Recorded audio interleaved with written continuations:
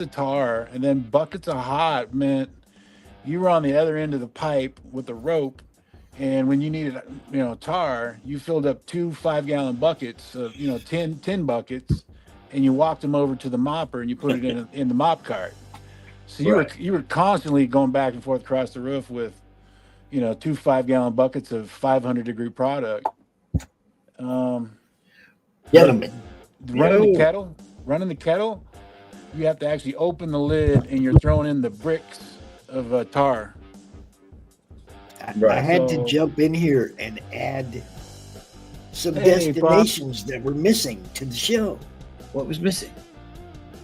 The Oh, YouTube yours. channel, the Yours. Madness YouTube channel, the Madness Twitch, the Madness everything is missing. Madness, all of it. I gotta run over on my ex. Well, I just added all the Madness stuff so that the Madness Cool. people are seeing it now too, right? How you feeling? You sore from golfing? A little bit. How'd you do? You win? What do you think? Yeah. You beat them all up again today? They asked you how I do. Did I win? Oh yeah, yeah. It wasn't me. It was Dante. Just saying. Got it. It was Dante. He had a pretty good day. He didn't do bad. Fucking lit though, boy. Yeah, I was a little bit lit. Nice. I just got off the Foxhole Squares with everybody over there, and now I'm down in Elkhart with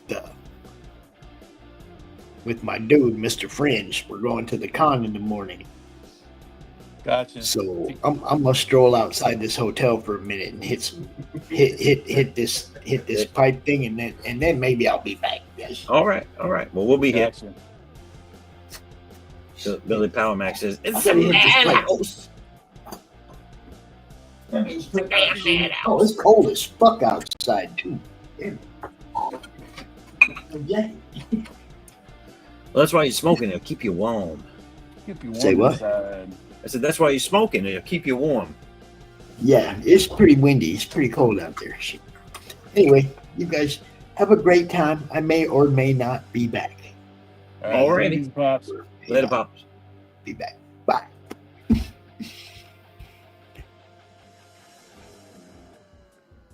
So what's up, Billy? It's a damn madhouse. What happened to Christy? Christy, you still in the chat, or you just pop in and say what up and leave? She just showed up to harass us. She came after him, and she's chasing Wistmore on Substack. That's what's going on. Yeah. See. You know what I heard on Thursday? What happened? What day was that? What? It was on. Well, I think it was Thursday on Christie's show. No, it was Wednesday on Doc's Coffee Shop. Christie's a dick stomper. Christy's a dick stomper? What the hell's that even mean? That'll bring her back in the chat. Christy, I need you to come back because I lost my paper that had the scheduled time for me to be on your show. So you need to tell me when I'm supposed to be on your show.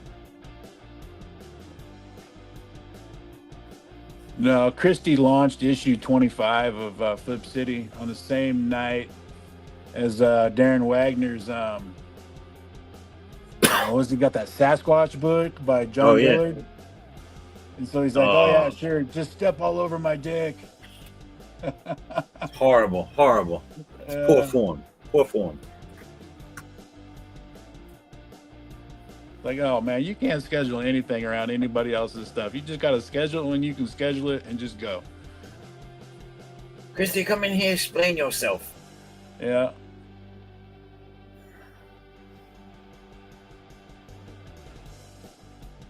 You can't be like, oh, I can't run my show at this time. I can't launch it this time because so-and-so. Like, nah, you just got to be you. Do you. And listen, Christy, it could be worse, Levi. So you could go on these shows and have them play other people's intros in your spot. oh, I know. You know, I tell you, listen, I feel like That Rodney was Dangerfield sometimes. Like, you know. Yeah. That was so funny today. And then she's like, you know what? We played yours at the beginning of the show. I was like, yeah, but there's no association with that. Yeah. As far as everybody's concerned, I'm friggin' Q. Yep. You know how much hate mail I got from Antarctica after that? Stand up for your rights. I thought it was funny too because I'm sitting there in the back room. She says, "Oh, we got someone here. We got to play the intro, whatever." And I'm like, "Cool." And then Q's intro comes on, and I'm like, "Oh wow, what's the chances?" Me and Q jumped on at the same time. Right. You're halfway expecting Q to be on there when you show up too. Right. Well, as soon as his intro ended, there I was. I was like, "Wait a minute, that wasn't my. I'm not Q." Oh, here it is. Christy. Where are these other ones showing up on? Are these showing up on? What was that? Hey, Christy. I'm trying to see where Billy Hey, Levi. Powermax's comment. I was trying to see where Billy Powermax's comment was. Is he over on? I'm seeing him in StreamYard, but it's not. It doesn't YouTube. It doesn't tell me where though. Who's? Yeah, it's probably on Madness. Yeah. Yeah. That was so funny because when I came in and first looked at the screen and saw Billy Powermax, I was like, "Oh, he's here." Billy Powermax. I've never met him. No, gotcha. Obviously not. I've seen him in chats and conversation, like what do you call them? Oh, damn it! Like Panels. The message boards and stuff like that. I've seen him in chats on streams, but I don't think. I might have and just don't remember. But I don't think I ever met him. We've met, he says. So my memory sucks, unless he's talking to you, Christy, and in which case my memory's fine. Yeah. Well, it's I know. hard to know. I kept track for the longest time of everybody I met on streams, and then I just started going on more and more streams, and I've started forgetting people I've met. So I'm sorry, Billy, if we've met. Hello, where did we meet? Tell me. Wismore, who's good at promos? Because I think I suck. Is it? I know. Is it Billy Powermax? You're writing that Rev book with Stephen B. I think it's this. Is this what he's talking about? He's writing Bad Moon, Tortured Souls. It could be. I think his books are going to be coming out with Dark Gift. If I'm wrong, say I'm wrong, man. Yep, Dark Gift streams. Yeah. Oh, this is Oh, okay, yeah. Dark Gift stream. Anthony. So wait, so Billy, you're putting a book out under Dark Gifts thing?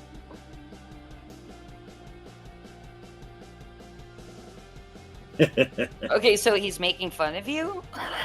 I don't know. Were you promoting something? It's a damn madhouse. Yeah, Stephen B's doing the last days of the Bad Moon with him. I've seen some artwork on that. It had this gigantic freaking like deer elk thing. It was like huge. Yeah, and a bunch of people are.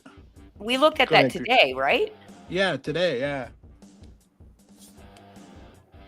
Where'd we see that at? Was that on the draw stream earlier? Yeah, that was on the draw stream. I don't. It was Doc that brought it up because he's doing the lettering. Yes. Oh, by the way, I've decided I'm a letterer now. Hire me. You're hired because I don't like doing it. What's your page rate? Hey, Zaff, if you wanted to give me a test page or two, for me just to try and see what you think, I'd do it for free. You know. Yeah. Sounds like a plan. With like serious like feedback and all that kind of stuff. Oh yeah. Give me feedback. I would absolutely give you serious feedback. I'd be like, "This is shit. What are you doing?" Yeah, do it. I don't get yelled at nearly enough. Only by our customers once in a while. But my husband's way too nice to me. I thought it was so good. I used it for my bird cage.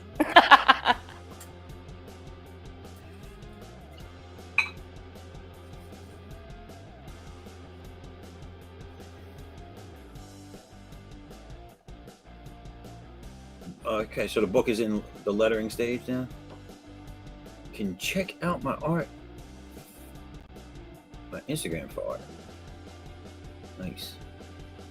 You got a wrench, Billy. Drop the link, man. Yeah, Joan of Arc is a character in it. Oh. Very nice. Very nice. So Billy's the writer and Steven's the artist? Yes. Okay. Okay, I'll remember that from now on, Billy. Learning is fun, but my wife is better at it than I am, so she gets that fun. I'm reading it and I didn't put it up there. That's amateurish. That's cool.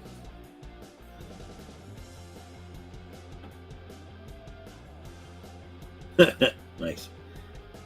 Christy, did you see the were you on in the chat when I showed the Pink Panther? Are you talking about today on your stream? Yeah, I showed it. No, it's a little bit. I turned the stream off for a little bit and was cleaning, and then I'm like, I should go hang out for a little bit. Because it was only blue lines on your. I on know. the I'm show so earlier. excited. But it's still in the early stages, but at least you could see them better now. Hey, embiggenate yourself. Let me. And then I'll do that. embiggenate here. This is as embiggenated as I can get. Yeah. So, if you see the sign, it's push pull, your choice. And it has the half man, half lady sign. The big question mark above the door. That's funny. But he's sweating. He really. Yes, I see. really has to go. We got the legs crossed. Oh I my god. might put a little puddle forming under him, but then in the Oh, background, that's you're gonna hilarious. have the background is the regular male and female room. So. Oh wow. Wow. I was stoked when I kind of zoomed in because it was blue lines. So it was hard to tell earlier today, and I'm like, is that Pink Panther with a tail between his legs? Yeah. That is awesome, dude. I can't wait to see everything. How's it going, RJ?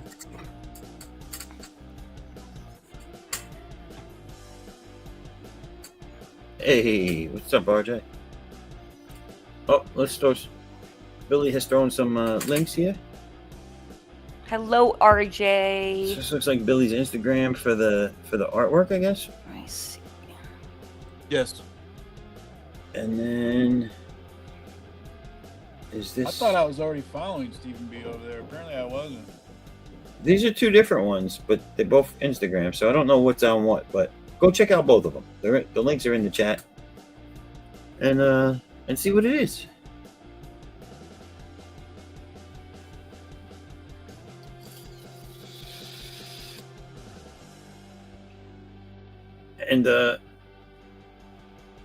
And if it's midget pony porn, I mean, we endorse that too, but whatever.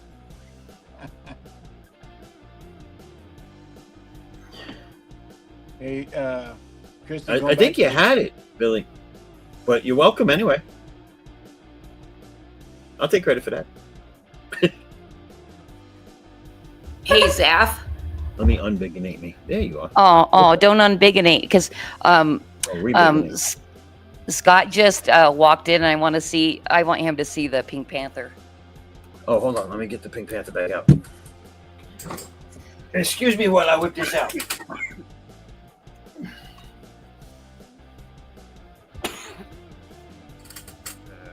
There it is. Nice. Yeah, I'll do the close-up. Push or pull. I love it. Yeah. Thank you. Thank you Nice. for You're showing welcome. it again. You're welcome.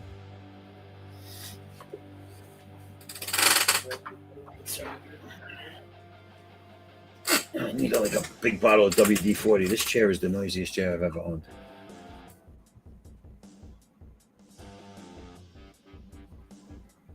adds to the ambiance. Instagram is a wild place. Why? What's going on over there? Crazy parties? Red t-shirt contests? Bull riding? What's going on?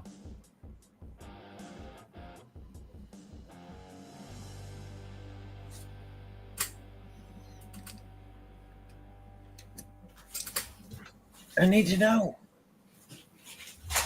Oh, by the way, okay, since there's a lull in conversation, I did want to talk to you guys about the brilliance of Substack because, Oh, yeah.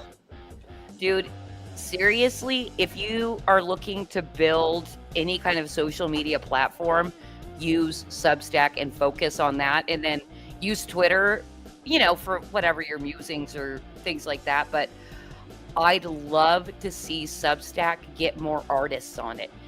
Another thing is there's so many writers on Substack. You could network with writers and probably get commission work for covers and interiors and stuff like that for novels. So let me ask you a question though, because this is the problem, and I mentioned it earlier when I was all by myself on here. So let me say it again. I have no problem using anything new. I just need to. So like you did exactly what I get from a lot of people, but I don't get the answers as to how to actually do it. Like, so if I go on Substack, I create an account there. How am I using that to build these things? So it's kind of similar to a social media platform, and believe me, I'm still learning, because what I did was I was able to get a lot of quote unquote subscribers on my Substack because I have a large email list. So I imported it into Substack and then sent everybody an email from Substack telling them this is how we're now distributing our newsletter so that they would stay on our mail list. Right. And now as far as building your audience, we've been picking up subs here and there. It's like some people will recommend your Substack. So there's networking in that way. And probably also very helpful is to go and comment on other people's articles, just like you would on any social media. Mm-hmm. So that they might look at your profile, networking as well, follow your friends' Substacks, they'll follow you back, interact with one another. But what I love about it, it's like being able to distribute your newsletter for free. And it's not such a big deal when you have a small mail list, because you can always get your emails in the free plan, whatever free plan you sign up for in MailChimp or whatever. But when you have a large email list, then you have to start paying money to send emails. That's the main reason we started doing Substack. And the longer I've been over there, the happier I am with it, because it literally was just going to be a free way for us to distribute our newsletter, but it's also a way for people to discover what Flip City is. And we just opened our monetization about 6 weeks ago, and we already have 4 paid subscribers on Substack. Nice. So that feels good too. Now, do you have to be at a certain thing there to get your monetization, just like everywhere else? No, okay. You can open it immediately. Oh, that's cool. Yeah, you just have to have a Stripe account. It does sound to me, which I do. It does sound to me though like it's geared towards more for writers, and that's probably why they're there more than artists, because you can put writings in there, like you could show your stuff easier, get it, like you said, put your newsletter out there to more people, when as opposed to artwork. I don't know. It seems like a little bit more of a different beast. Well, to tell you the truth, in fact, I could even show you guys how it works a little if you want to. But it's super simple to add images to your Substack page. Like say you're using a Word document to type some shit out, but you want to insert a picture. Right. It works just like that. Okay. Yeah. But it would be good for like an artist. Okay, let's just go with what I'm doing because it's relevant. I'm putting out a book. for me there, it would basically be like an advertisement spot, no? Yeah, I mean, yes. However, you probably won't build your Substack very well Right. by doing only promos. You'd want to do something at least fun. So, like spoilers, like, oh, I've got this new piece of art done, Right. which isn't just a promo. That it literally is, your product and what you're doing. Right. So, That's one of the things too that I find is hard for an artist, because you can. So if I was to compare artists and writers, I think once a writer writes a book or an article or whatever it is, it's easy for them to take segments of that and post it as a promo, or a quotation from it and post it as a promo, or give people a little something in advance, as rather than an artist who, it takes a day to do a page at best, and a lot of times in the crowdfunding scene more, because you're doing all these other things too. It's hard to give exclusives when it comes to art, especially if you're doing it in multiple places. So like right now for this campaign coming up, I have 2 exclusive pieces I have to do for different things. Like if you sign up early and then back it, you get something. And if you subscribe to my website and back it, you get something. So that's 2 exclusives right there. So to keep doing exclusives for other areas, it becomes kind of a chore, because now you don't want to give everything away through various areas and other social media places, but you also don't want to keep doing extra work, like, oh, I'll draw this picture if you refer over here so people can get that. Well, so are you telling me you're doing 2 different exclusive things for people doing 2 different things? One Yes, is an exclusive for the signups, Yeah. and one's an exclusive for what else? For One's an exclusive for the pre-launch signups. So if you sign up on the pre-launch for Indiegogo and Kickstarter, and then you actually back it after, you'll get this with your rewards. You'll get a print, and then if you subscribe to my website and then back it, you will also get another exclusive item. Oh, really? Yeah. Okay, so you're not reusing. So it's going to be 2 different exclusive items. Right. So it's making people do things, because what I want ultimately is to try and get. So if you go on Kickstarter, you go on Indiegogo, and you're brought there by this stream or by just seeing it there, this kind of makes you want to go and subscribe to the website, or you know what I'm saying? It makes you want to do the other thing for that extra exclusive, and it helps me build up my mailing list. Well, which one did I get? Because I fall into that category. I signed up for something and I got some free. Yeah, that's the left in the left hand. This one. That was the freebie for signing for the website and then backing. Gotcha. We're doing the same thing on ours. Where if you signed up for our newsletter and you back the campaign, and you get a free sketch card. Now those things are truly exclusive. Like you won't see me. You might see someone else selling it, but you ain't gonna see me selling any more of those. Like they're not for sale. They won't be at a convention. They won't be. All the exclusives are exactly that. They're exclusive.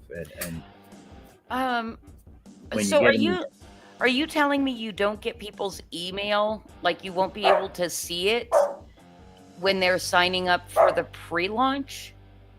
So you're not able to collect the emails? No, I will for the pre-launch. I want them to sign up for the pre-launch. That's why there's an exclusive there. But I also want them on my website too, because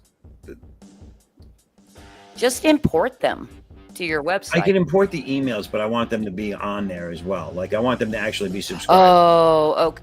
Well, that would be subscribed if you import the emails, wouldn't it, to your site?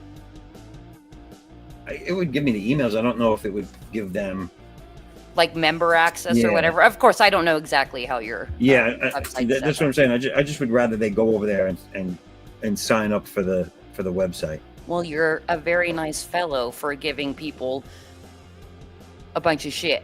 A bunch of shit. Yeah. You're like, please follow me. You're all gonna get the shit. Yeah. I got it. The poop, the pop. Yeah, I found out recently. I was talking, not recently, it was earlier this year.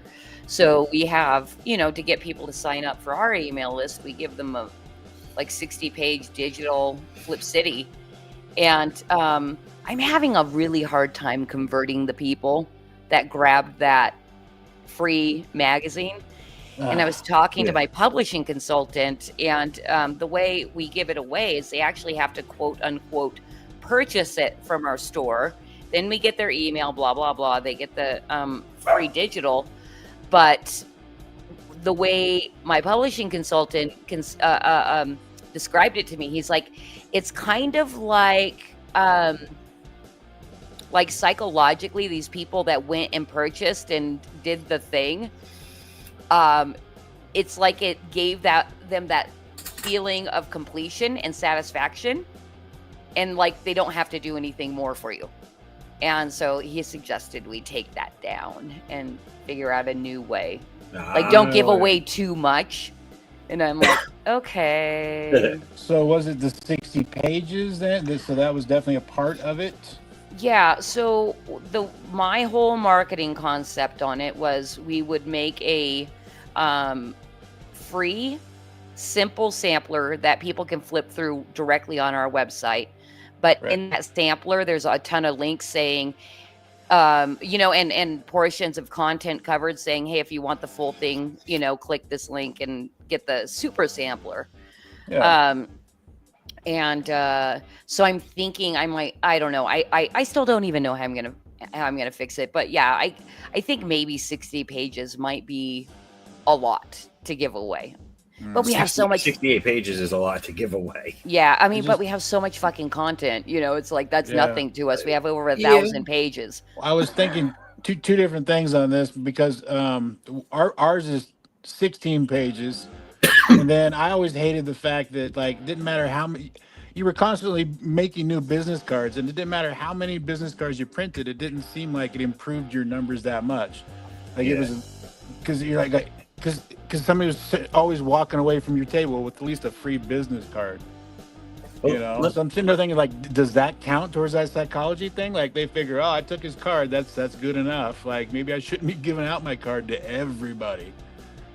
This is the thing with marketing too, to never forget, is people need to hear it at least 7 times before taking any kind of action. Right. But the best thing you can do is get their contact information.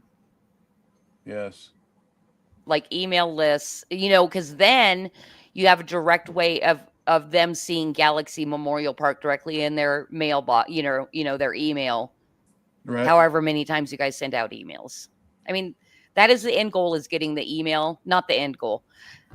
That is the funnel you want them in, is getting their direct contact information. To get the contact, yeah. So one of the things I was thinking, and this is it's on topic, but it's off the email list thing for a second. A lot of people have been talking about, and I maybe you guys know the name of it, but there's a comic thing where they people have been putting up anime and other things for free, like issues of books for free to bring people in and get their crowd together and whatever.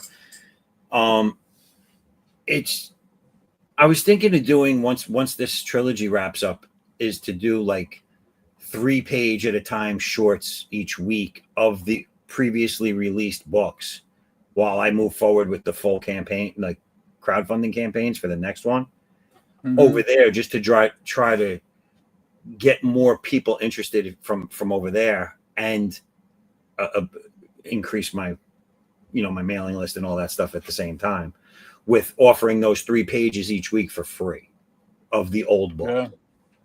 And it's just digital. It's not, you're not getting anything hard copy. It's just digital. It's free. You can read it while it's there and then have it come down after a while, But I figured, I had a friend that kind of did that business model with his Catbeard the Pirate, where he was uh, it was what was that? It was either weekly page or 2 or 3 pages a week.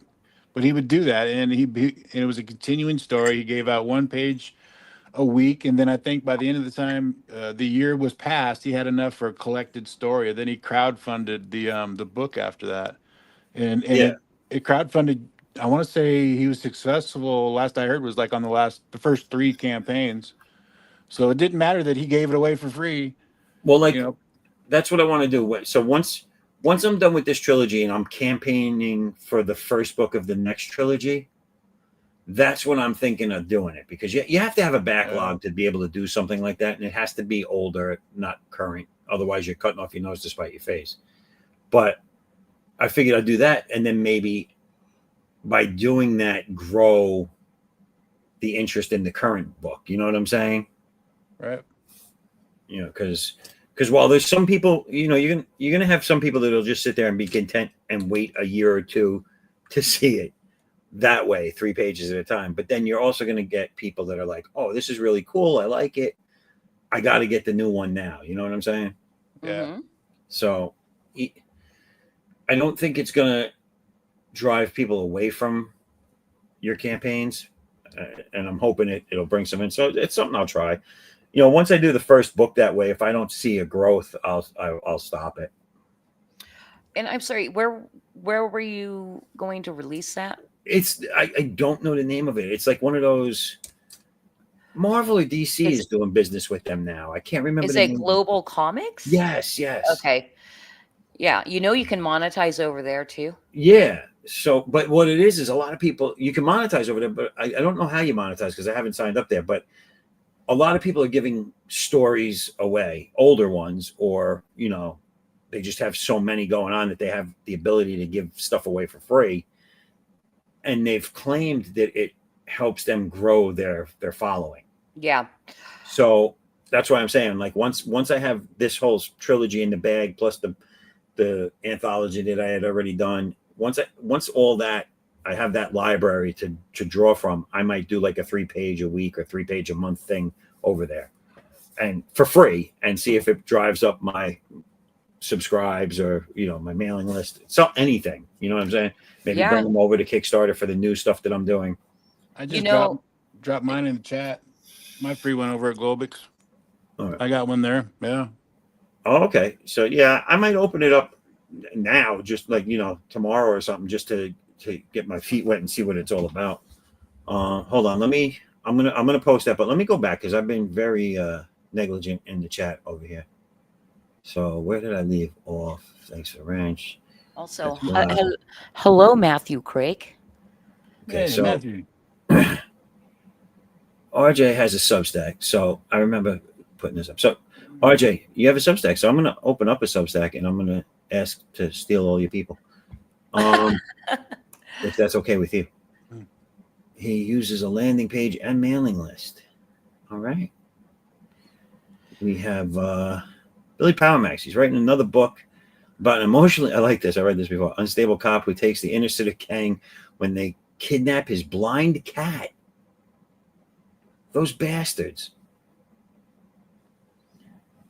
Right now, the book is titled Lunatic. Then we have Edwin, who I hope he's still around, but Hail, Edwin. Hail Peeps. Hail Edwin. Edwin, come on Edwin? in. Listen, anyone in this chat that is an artist of sorts, if you draw in toilet bowls and stuff, like, you know, come on in. Or you can just blab like Christy. Yeah. Come in and you know what, Zaff? Christy. You know, when you said you've been neglecting the chat, and I'm like, dude, I really should just sit here and read the chat to you guys while I'm here, so you can keep working. I get so little done on my own draw stream. It's amazing. I'll figure it out one day. All right. Billy finished The Last Days of the Bad Moon 2 years ago. And then we have, how do we say it? Is Crikey? Is that how we say? How do we say that? I think it's Craig. I think it is Matthew Craig. Yeah. Yes. I keep reading it. It's Matthew Crikey. What up, Matthew? Thank you for joining us again. Always a pleasure. it's strange and cool watching other people work on something I wrote 2 years ago. Yeah, that is pretty cool. And that brings us to. Oh wait, I'm getting good advice tonight. I'm not writing any of it down. I'm just drinking Wistmore. And It's okay. You can We'll repeat ourselves. rewatch the stream and take notes. I'm starting to feel like Wistmore's treating me like Joe Pesci, and I'm like, what am I, a clown? I make you laugh? No, and then here it is, Levi's Global Comics. Go check it out, sign up, subscribe, and then I'm gonna steal them all. Go read it. I'm like a drug dealer. I'll give you the first 16 for free. That's it. Get you hooked. Yep, Then he gonna pimp you out later. that's right. You gonna be his bitch. You be coming back like, did they ever find Michael? What happened to the kid? What happened to him? All right, Christy, you need to explain what the hell I'm looking at here. Oh, Is I some don't know. dude on fire with a tinfoil hat? Is that are Mel you talking Brooks? about me? Yeah. Oh, What's that? Icon. Your you know, avatar. yeah, I actually use him a lot on I use him on all my thumbnails, but if you were able to see the full illustration, he's basically an Illuminati guy reading a Flip City magazine. Oh shit. One of our illustrators did it for us, gosh, I think 3 years ago, and I cut him out of the illustration because he's with another 2 Illuminati guys with tinfoil hats doing shit. Yeah. But I cut this guy out because I love him, and I actually use him a lot. So he's a PNG, and I put him all over the place. He's part of my branding now. It's cool. I've seen it a bunch of times, and I was like, what's going on in this picture? Usually, it's never this big when I see it. It's usually just like like that. So, and I'm like, It looks like a dude getting a facial. reminds me of Mel Brooks. A dude getting a facial, like in a dirty way. No. Oh wow. No. Oh, because of the steam. I don't know what kind of parties you go to. No, this like it's just like the steam, and he's got this thing around his neck, and got the hat on. Well, that's a robe. It's a red robe. So yeah, I guess it kind of. Now I'm never gonna not see that. Looks like he's taking a steam. You know what I'm saying? Also, Cosmic Grandpa checking in saying, and we're drawing at midnight with Yo, music Cos. notes. I don't know what tune that would be sung to. Oh, that's what we do. We draw at midnight and beyond. After midnight. Those are some shades, man. Let me tell you. Cosmic Grandpa, I like the look. That might even be his carbon fiber fedora he's wearing. Ah. Hey, Stephen B's here. What up, Steven? Steven, you welcome to come in if you want. What's up, Steven? All are welcome.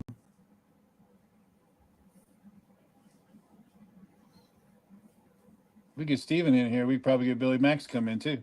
How is you know what? Let me do this real quick because I have to take a nature break. So I'm gonna throw up a quick ad, but if I'm not back in time, Levi, get you if you want, we can put your campaign up and show people that real quick when I get back. All right, cool. So I'm gonna I'm gonna torture people with this.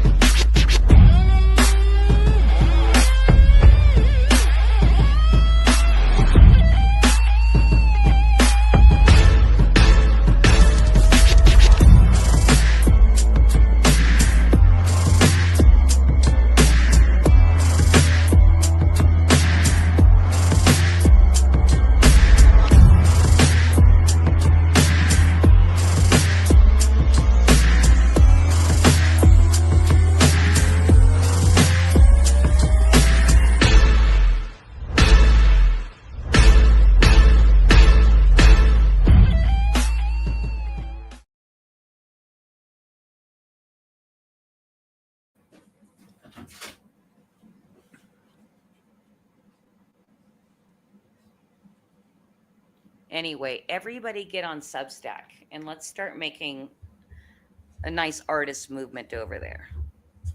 That's what I'd like to see. Hey, JD's over there. All right, I'm back.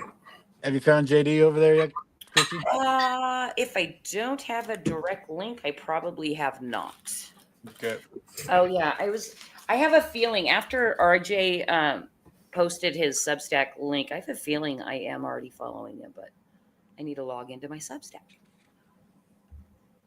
Whisper was saying it's a hopping night. I would hop in, but I'm hitting the bed soon. Well, you should probably try and just lay in it. Hitting it ain't gonna do nothing. Woo! Hails.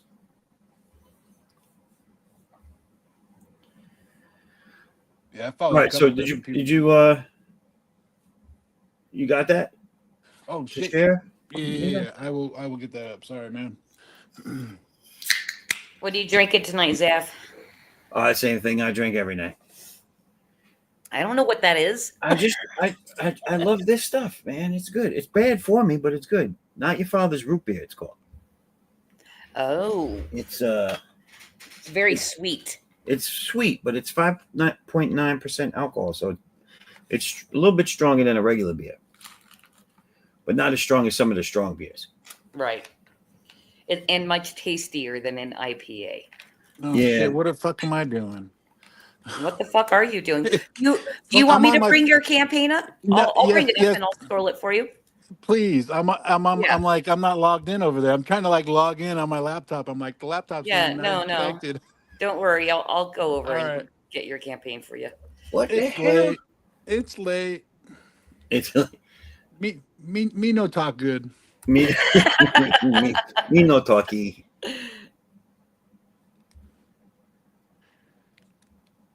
Yeah, I was actually searching for the window. I'm like, Yeah. where in the hell is the share screen button at? I'm like, wait a minute. I'm not even in the fucking studio over here. Cosmic G. That it is good. It tastes so scrumptious, and it's hard to drink regular beer after that. I mean, I still do, but these are my chill at home beers. I'll have one or two when I get home from work. But when I do this draw stream, since it's what I have in the house, that seems to be what I drink all night.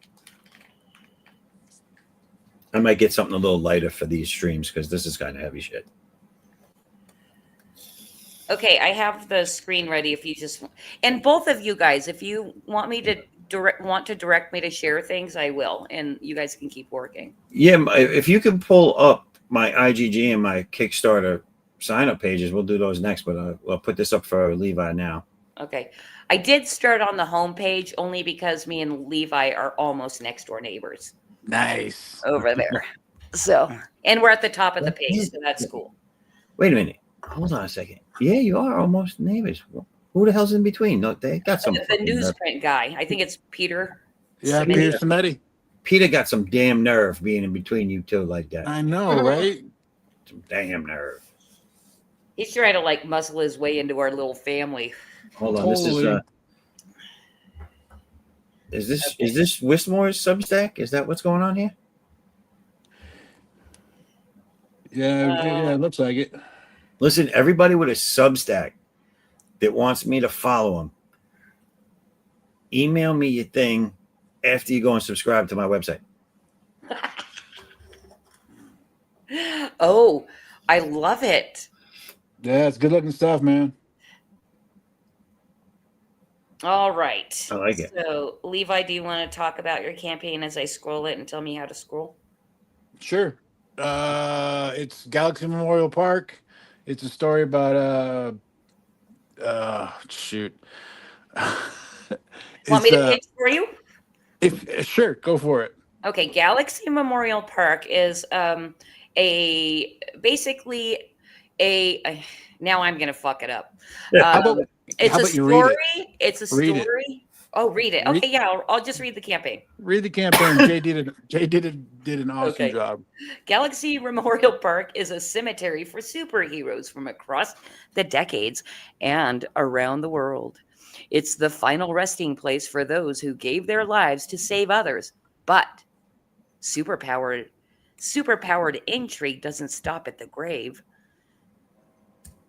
Though the park is well protected, malicious minds are planning evil through the memories of heroes long gone. And so it's a bunch of it starts off. Is this the first page, Yeah. Levi? Yeah, that's the page. First Yes. image, Yes. and that's Yeah, that a opens father up that or that's a retired superhero, a grandfather taking his grandkids to the park. So and we telling talk about stories. and telling stories. Yeah. So basically, it has a frontline story where we're telling one story about the park and how it is an adventure up front, and then when we go into the park and we visit different monuments and locations and stuff, we go into a flashback scene. In volume one, that's available right now, I take care of all the flashback scenes, but in the following volumes 2, 3, and 4, the flashback scenes are done by different artists, similar to what I'm doing right now. I'm working on Dio's flashback scene. So there's background on the characters through flashbacks, and then a story up front. So the basics of the park is we always say, like, if Peter Parker passed away, he would want Mary Jane to be able to visit his grave without being harassed by the Green Goblin. So one of the things that the park does is it protects the loved ones that come and visits the monuments. It knows you by your fruits. You can't do evil inside the park. So what the first chapter shows is right, the first 16 pages we give away in that free over on Globix. Grandfather loses one of the grandkids in the park. So that's kind of your first hint that something's wrong inside the park, like something has happened to somebody that shouldn't have. So that's basically where I leave you on the free comic book on that cliffhanger. It's like, does Grandpa find his grandson? And we've created a universe just to kill like basically half of them, but we know we have Bibles on these characters, and like for instance, we give you hints in the story that Grandpa is a former retired superhero. His son was a superhero, so their father, that father has passed away, and their mother, who was also a retired superhero, doesn't want her kids to follow in the footsteps of like the family tradition. So, chapter one is kind of a take on a military family. Like father served, grandfather served, son served, and then eventually somebody's like, enough is enough.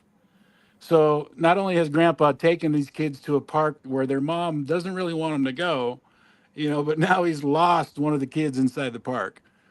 So, and these grandkids have not ever even seen their grandfather use his powers. He's been that disciplined about it. And Levi, I just want to remind you, what would JD say? Are you giving any spoilers away? No, I'm not. Nope. Well, I listen, want to make sure. I love spoilers. I do. if anyone's out there right now, go and back this gentleman, because after I just backed it, he is probably one backer away from hitting his goal. Awesome, Zaf. Thank you so much, man. If you refresh that, you'll see the difference. Okay, let's see. Da da da da da da da. Oh. 15 backers at Nice. $676.97 funded. Nice. Thank you so much, man. I appreciate that. Yeah, man. That's $14, you guys, and Levi makes goal. That would be rad if you made goal on this stream tonight. Yeah, one backer away. Let's make it happen. Somebody dig deep. Do you remember your heroes? We do. Honor, duty, self-sacrifice. These are qualities heroes have. But why do heroes do what they do? Why do they choose to put themselves in harm's way for the sake of someone else? And what happens to those who are left behind when that self-sacrifice becomes final? And that's your bug. Yeah. Silver Bug. Yeah. Yeah. Cynthia. So when you watch, Jay bases all of his characters on movie stars, right? Like, she will look like so and so, and just to give you a reference. And so every time we watch Young Sheldon, Cynthia Silverbug is played by Grandma on Young Sheldon. But yeah, so she's The there chick as from Roseanne. it's no, the grandmother. Oh, the grandmother. I can't remember Yes, who she is. she played the secretary in Ghostbusters. Yes. Okay.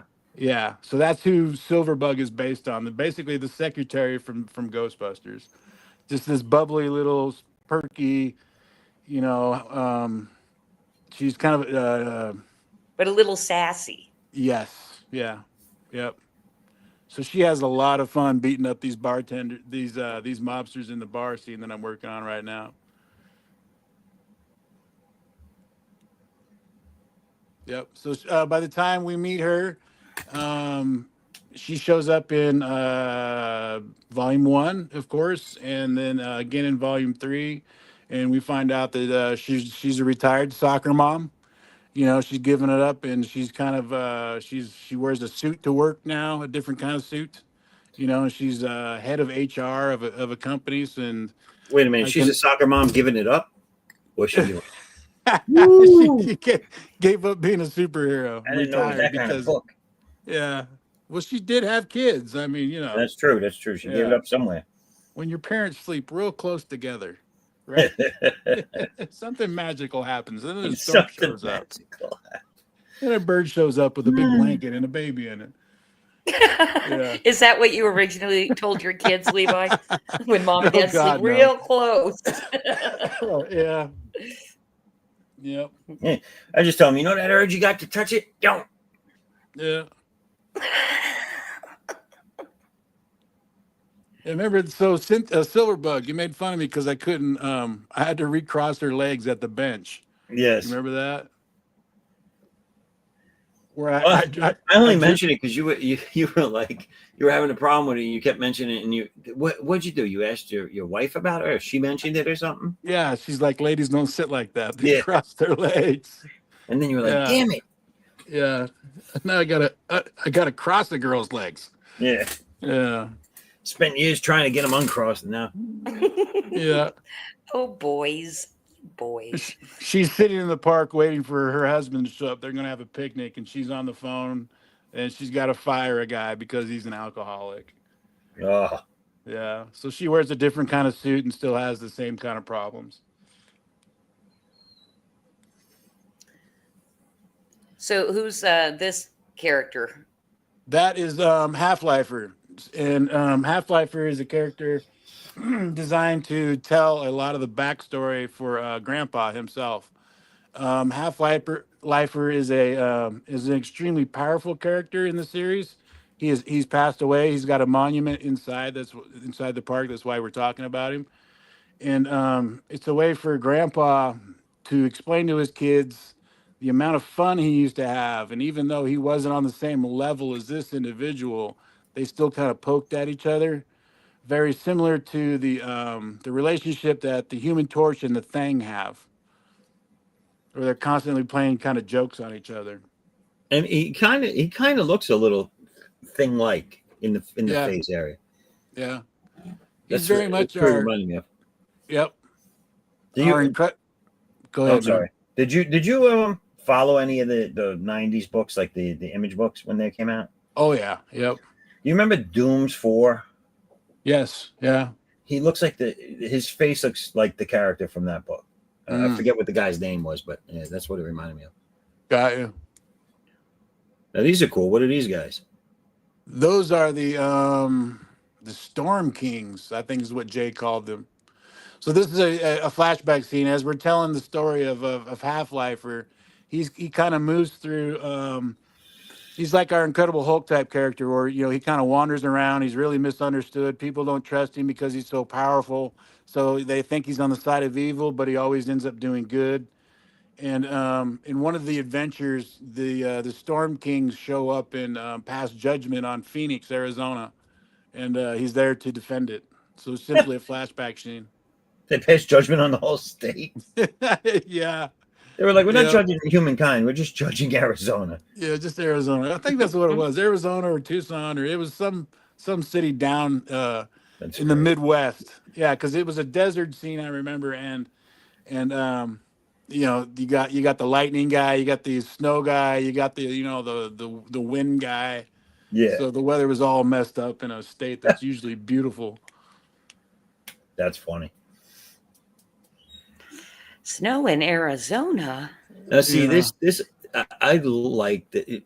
I like this when someone does this. That detail on that city, that little photograph of the city, is cool. You get the winter effect. You see the wind. You just feel everything there, and it's done really nice. Thanks, man. I like it.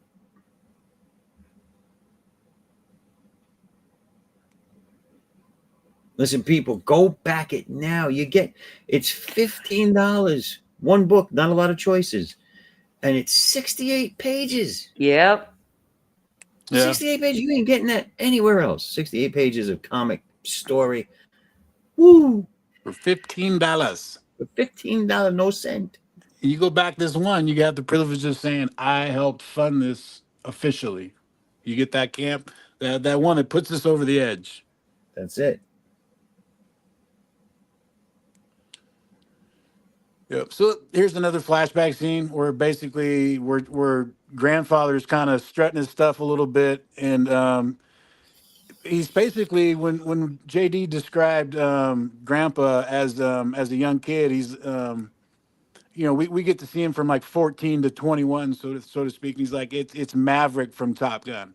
This is the attitude that he should have.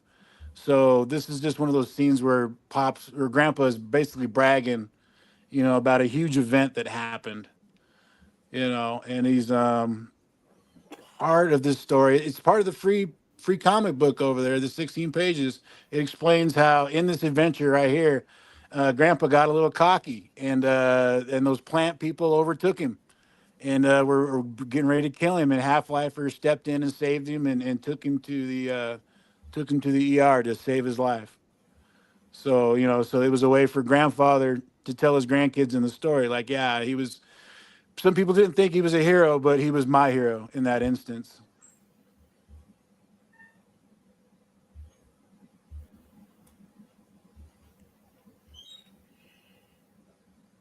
Yeah, I think this is JD hating on Cincinnati, Ohio. I think.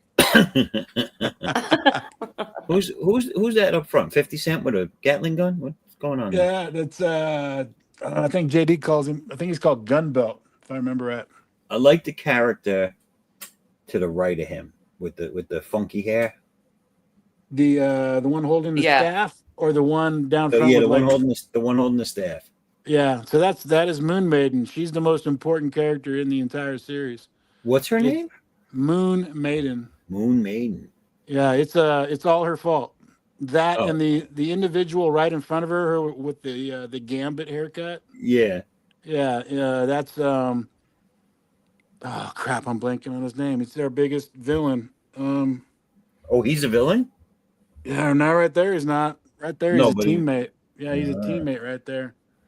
Oh my God, he takes things apart at the atomic level. Shit. Anyway, so Moon Maiden comes from a race of aliens that have to cover themselves from head to toe, because when another alien species or off-worlder comes onto their world, if they see their skin, number one, it drives them absolutely insane. But then it also causes immaculate conception, to where yes, she breeds superheroes. Right, so you can see why it's absolutely important for her to be covered up from head to toe.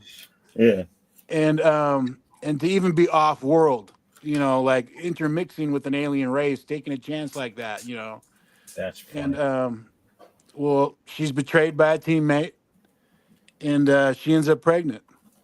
And the problem is when you're birthing these super beings, it puts you out at the top of the evolutionary scale for that species. And with her dad already having a cosmic level power, the baby was born just being godlike. So, in the battle of the park, she gave birth, and it wiped out half the city, wiped out the entire park, and killed half the superhero population. Jeez. Yeah, so it's all her fault. But buy the book anyway, even though he just told you all about it. No. Yeah. So the city blows up, the park explodes, and picture it like Central Park on Manhattan Island, right? There's one side there's a city, and the other side there's an ocean, And one of the characters, only 3 characters survive, and one of the characters is an AI-5 robot, and what its powers are is it collects things to increase its mass and gets stronger that way. But the bigger it gets, the slower it gets because the AI has to control all these different parts. So when the park exploded, it caused a giant, it blew the ocean away, and the ocean had to return in a gigantic tsunami wave. And to wipe out anybody that survived, they were going to drown. So the AI-5 robot started collecting all the debris and formed itself into we refer to it as several things, as a wall, a dam, or a levee. And so on one side of the park, this AI-5 robot transforms itself into a dam or a wall to protect the oncoming tsunami coming back. And because it grew so large, it fell asleep. So visually, when you see the park, on one side of it, there's this gigantic wall, seawall, and then on the other side of it is the city that's been rebuilt.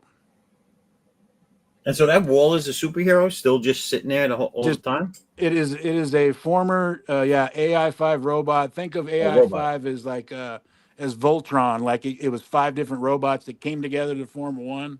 Yeah. Yeah, and it's just sitting there sleeping, and it's Wow. and it's part of the protection of the park.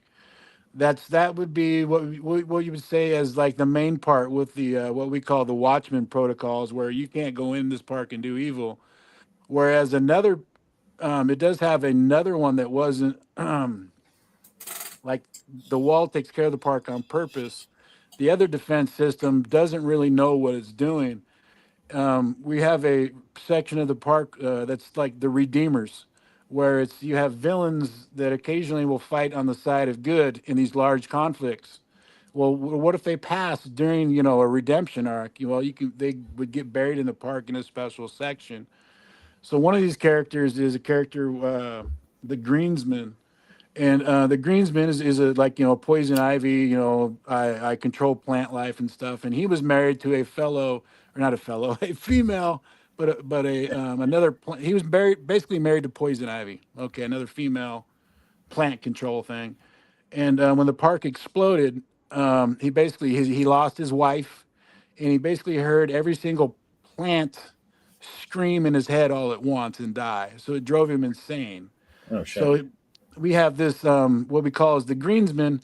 He basically walks around just taking care of the park, making sure this plant grows and that plant grows, but he doesn't talk or interact with anybody. He's just this automaton that just wanders through the park, not sleeping, not eating, not doing anything. Wow, almost like he's making up for Yes. the Yep. sin. So Yeah. so the current time portion of this story is the life after all this stuff, but the action, the main part of the story, is being seen through flashbacks. Yes. So a lot of the action will take place in flashbacks until Right. later on, when the frontline story accumulates to its apex. Right. So, Right. so, so what you That's cool. see, so the frontline story. Here's the spoiler, JD. The frontline story is these two individuals right here that are standing in front of Moon Maiden's memorial. They are so the father of the baby, he didn't die. He survived, and he's been kept in by the government in a medically induced coma inside a facility. And these two right here are starting a rumor that Moon Maiden also didn't die, and that she's actually encased in her memorial as punishment by her people. Ah, Oh. be my next question: is she really dead? I won't say. That would be too huge of a spoiler. Yeah. Well, because she has the ability to give birth to these beings that are, like he said, like one of them is godlike, and so Her whole race has that ability. So right. even So I so would they think there's a certain amount of power that they hold naturally to be that type of, you know what I'm saying? Like if you yeah. can give birth to Yep. it, you must have some sort of ability yourself. Yeah, they're pretty badass. And there's a yin and a yang. You know, like we refer to these. One of the reasons they keep themselves completely covered up is because they're so beautiful. You know, and so their arch enemies are a race that keeps themselves covered up because they're so ugly. See, I knew I liked the character for a So, reason when I saw it. What, Moon Maiden? Yeah. yeah. So you Well, have yeah. I picked her. I the picked her out of that big montage. I was like, that's a cool looking character. you have the alien race, right? So you have the sci-fi angle of it. You know, the big Odyssey galaxy thing going on, and then another character we have in there is our necromancer who has the ability to raise the dead. So you have an angle there where there's a possibility of a Walking Dead angle. All right. So, is there only in the current part of the story, the current timeline, is Uh, there only a few of these people left, or are they all still around mostly? it's kind of half and half. We didn't Oh, really we created 100 characters, over 100 characters, and we kind of knew which ones we needed to do the story, right. and which ones were like okay to just like okay we really don't need him, but a comic book universe always has a character like that. So we were more than likely to go okay, since you know you're just a normal universal thing like Plastic Man, Stretch Man, Mr. Right. Fantastic, there's the rubber dude, you Right. know. Right. You're like okay, like I can't think of why we would use him in the story, so let's just off him and give him a memorial, you know. It's just whack. We don't Yeah, need them, so whack we them. don't need him. That's funny. No, it sounds cool. It definitely reminds me of something that I really liked, but I can't for the life of me think what the story was. Yeah, But we I'm glad because yeah, it's it's not that the story is similar. It's that the way you guys are telling it is similar. With the people in the here and now are dealing mhm, with a situation that you don't really know what it is, and then right. you're catching different people's perspectives of flashbacks of this time period where all this shit went down. You know. Yeah, And then it's not until later on that you realize what the actual current day problem is that they have yeah. to fix. It sounds really good. It looks good. Sounds good. And this is only issue one, right? So you still got two more, Three. It'll be a total of four volumes. but you have one more already in the bag, done, Yep. right? And Yeah, you're volume working on the two. third. The artwork is completely done for volume two. We just need to have it lettered in gray tone. And like I said, I'm volume three. Uh, it's three chapters per volume, and chapters one and two of volume three are completed. And I haven't started penciling on the third chapter, but this is me inking the first of the two that are already completed. I'm 2/3 of the way done with book three. I gotcha. So then let me ask you a question for this campaign and book one. Is Mhm. there anything you have to do after the campaign, or is it done and just It's sitting and done. waiting? It's literally the only thing we're waiting on is hey Salty Draws, you still need to give us that ad. Salty draws. I'm gonna stick Christy on you. She knows how to get ads from people. Please. That's all it's Salty. But missing. it is getting ads from people saying, "Oh, it's fine." It's fine. It's fine. But yeah, it's sitting there done. We're just waiting for the back interior cover ad space that we promised to oh my god, I'm blanking on his name. Salty. No, it's Sean. Salty got Oh, it. oh, another It was person. given to him. Yeah, he was given to him. Justin Sweets, Chrome Dog. Yeah, because Justin was like, I don't have anything to advertise right now. Salty's got a campaign out. Why don't we give it to him? So yeah, so the ad space went to Salty Draws for Salty draws. Salty Do or not Salty Do Good. Silence Do Good, right? Is that the name of his book? The young. Yeah, yeah. Yeah. Young Benjamin Franklin trapped in an AI. Yes, it's a great concept.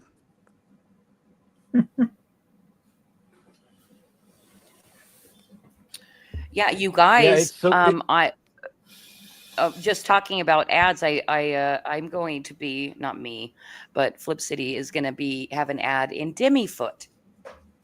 Nice. Yeah. What is that? That You What's haven't Demifoot? seen Demifoot? I she have stepped, not. She stepped all over him, man.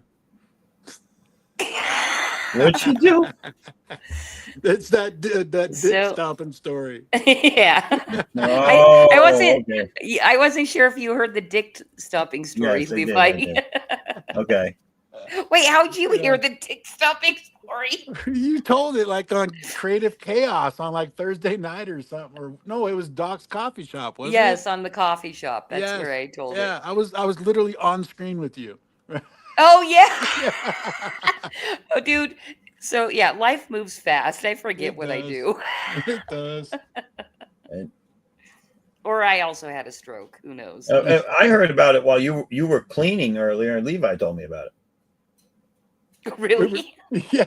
Well, he had a question for you. We were trying to get you to come back into the chat. I'm like, I know what'll get her to come back. Christy, you're a dick stomper. Oh.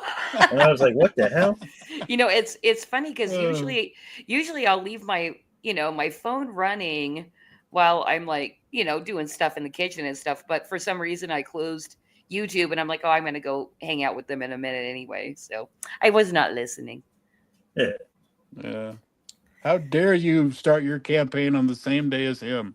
Dude, what's funny is his campaign still has not launched. So Oh, it hasn't? no, I don't know That- what their problem is. What's the deal? That thing's I want to say I've seen the first trailer like a couple months ago. I thought the thing was ready to go. I've seen Okay. that trailer so many freaking times because Doc plays it every week on Comic Shop. And I think I've Right. been Coffee Shop. And I think I've been on that stream for almost a year now. So, Has it really? yeah. It's I- Demifoot is it's a half barefoot Bigfoot character, right? Where he's only half a Bigfoot, and so that's why they call him a Demifoot. Yeah. And there's some sort of conflict with the Bigfoots, I think, is how it goes. I could be Yes. That's how I recall it as well. Well, they only want 4 feet, not 6 inches. wrong.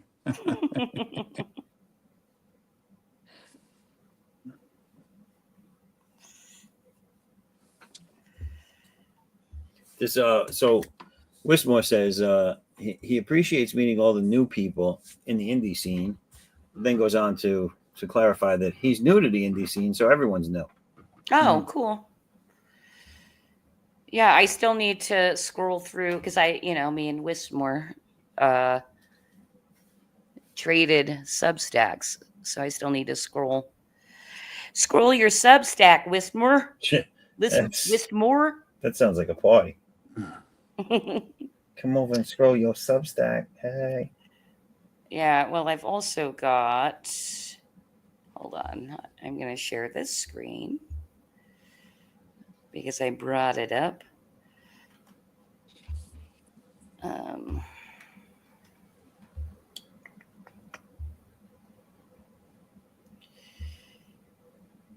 And this is Galaxy Memorial Park Ashcan over on Global Comics. Yes. Oh, hold on. It's Stand by. There it is, Volume 1, Ash Can. We got Red in the chat saying, hi, I did not remember subscribing before. Hello, Red. Subscribing to what? Probably your YouTube channel. Oh, well, hello there. Or maybe Madness Comic Network, because you're there as well. let's see, I don't see him. I don't see him on either chat.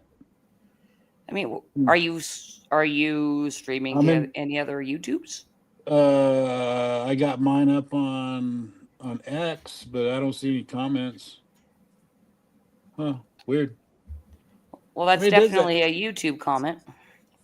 It might be for mine, but I don't know. Okay. Wouldn't Red, are that you be? human, Red? wouldn't that be weird if YouTube actually like promoted this, like suggested it to somebody? Red, are you subscribed? Where? That would be What sweet. channel are you coming in from? Let us know. It's first time seeing this channel, he says, or she says, or they say. Well, I'm glad you're here, Red. Yeah, welcome.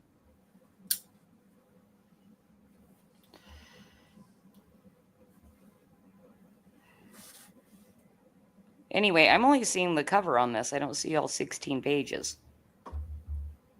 Oh. There we go. I won't give it away, but I'll go for it. That's free. Everybody go to the link, get the first 16 pages for free. Is this the first 16 of the book that you have out now, or yeah? This is the first 16 of 68 pages. yeah, so go to globalcomics.com and search for Galaxy Memorial Park. Especially if you're on the fence, because this will push you over the fence.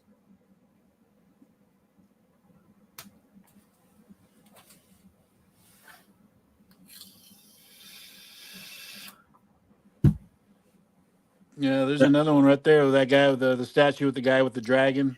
Yeah, Deep That's, Impact. Yeah, This is all you, Levi. Yeah. This is circa like 2020. This is me. Yeah. You know, physical therapy from my strokes, and Right. yeah, I can't wait for you guys to see what's happening in Volume 3. It's yeah. So once again, the Deep Impact. That's we gave him Parkinson's, and that's kind of like an ode to my uncle. He died of Parkinson's. My grandfather had Parkinson's, and he passed away when I was 11.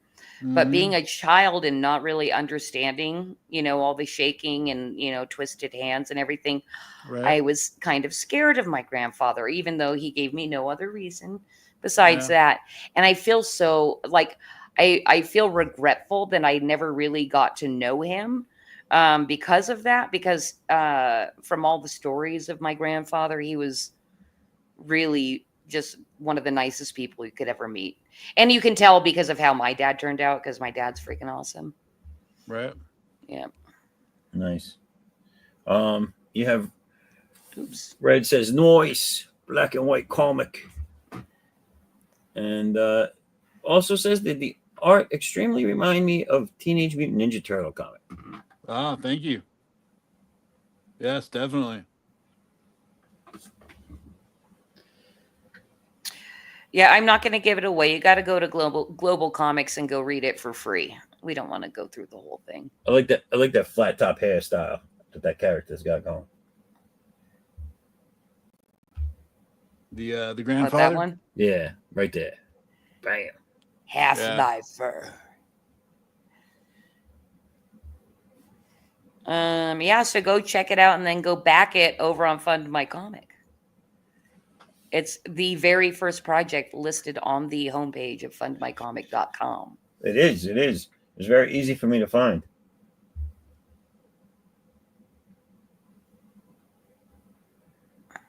I pushed that pretty big, where I was like, it's important not only to back the book, but it's also important to tip the campaign for a multitude of reasons. And I told them, like, number one, it's because of the shadow banning that went on, and Luke standing up for that. And then, oh God, I'm blanking again. It's late. I'm tired. You're up pretty late, Levi. Yeah. 4:30. I had to get up at 4. I normally get up 4:30 anyway, but I was on with Rob Wilson Art at 6 a.m. this morning with him. Oh, wow. Yeah. So anyway, I pushed the tip because I'm like, number two, it's not required. That's you can what put down. she said. Yeah, I was waiting for someone other than me to hit that. At least it wasn't me this time. You got it. That was it. I was like, so it's not. It's not mandatory. You can put down 0 for the amount, like the other sites they required or whatever. And then I was like number 3, the more tips a campaign gets, the more they push it onto the front page, the more you go up in the algorithm and they reward you for the tips. Because Luke only charges 1% on your campaign. Mm-hmm.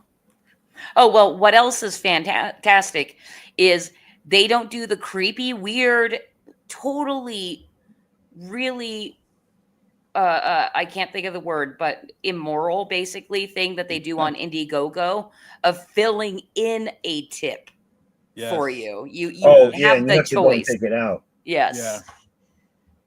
Yeah. And they make it appear that they do make it appear it's very like tricky wording. They kind of make it appear like you're tipping the project and not the platform. Right.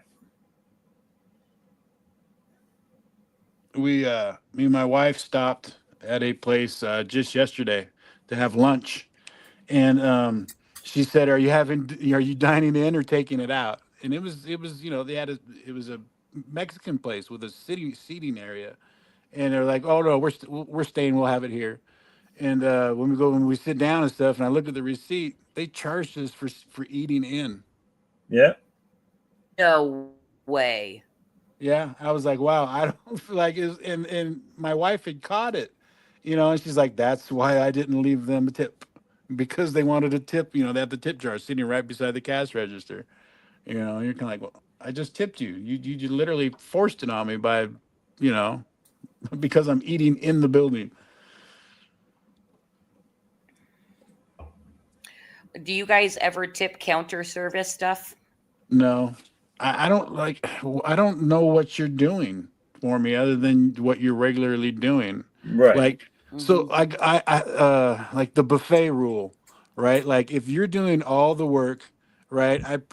I will tip very little at the buffet. But if you're refilling things and taking plates, like they all take plates. But if you're refilling drinks, I consider that an on top of service. So I would tip more for that than like a standard tip of like, hey, you're just gathering the plates. Yeah. I Yeah. figure the more extra stuff they do, the more they deserve to be rewarded. Yeah. My daughter, her first job was, a counter service food place. I was kind of shocked at how much she made in tips every day. But she is Wow. also very cute. So that probably Right. helps. Well, yeah, I don't tip counter help. At any place, like even baristas, where the coffee in those places are high priced. They're getting a good salary to be there, and them making that is the job they're getting paid to do. So really, I would be tipping them for what? Hitting a few buttons on a cash register. Isn't that funny? Because I bet you tip your bartender. Yes, but there's a reason for that. Do you know what the reason is? Stronger drinks. Stronger drinks and a free drink. Oh, I've never. If you don't tip your bartender, they're not. I don't know if you know the buyback rule in most regular bars. And I'm not talking about a college bar where they don't give any buybacks and they water down all this stuff. I'm talking about a regular everyday bar, your dive bars, your local bars. Every third drink is usually on them, or you do 3 and then they get you one. They buy you back one, so your 4th drink is free. In most bars, that's usually the etiquette. But if you're not tipping them, they don't have to give that to you, so you won't get it. And if you're drinking hard liquor drinks and not just beer, you will get a weaker drink as well. So you're getting something for that tip as opposed to a latte. Yeah. All right. I'm tipping that waitress more so that way she won't ignore me. She's more likely to, like, I gotta hit that table because he tipped me well. Okay, so a cannabis shop, Zaff, you don't have to answer this, but Christy, do bud tenders expect a tip down there in California? You know what's hilarious? Because we're in California, my husband has never allowed me to go in a shop because Oh wow. we never know if, because it's all tracked. They Right. know who's going in and buying because they, take your ID, Right. all of that. Um, he won't let me go in because we're nervous that we would not be able to hold firearms or something, some bullshit Yes. like that. You Yeah, know, some if stupid shit. so, I'm basically the protection against that. Right. So that kind of sucks because I really want to go into one, Right. but he's the buyer. Yeah. I tip my bud tender well, you know. And then in those places, it really depends on like the one shop that I worked at for a little tiny bit. They did the pooling of the tips, right? So there was the tip jar, and then after the week was over, you know, it all got divided up by your work hours and stuff like that. So you're doing like an even split on the tips. I will tip less at a place like that versus a place that the tip goes directly to the person who I'm tipping. I will tip more at that place because because we've all worked with people that don't pull their weight, you know, and it's Right. kind of like for you to get an even cut of something that I'm giving for outstanding service, it doesn't sit well with me. Yeah, So tip pooling's bullshit.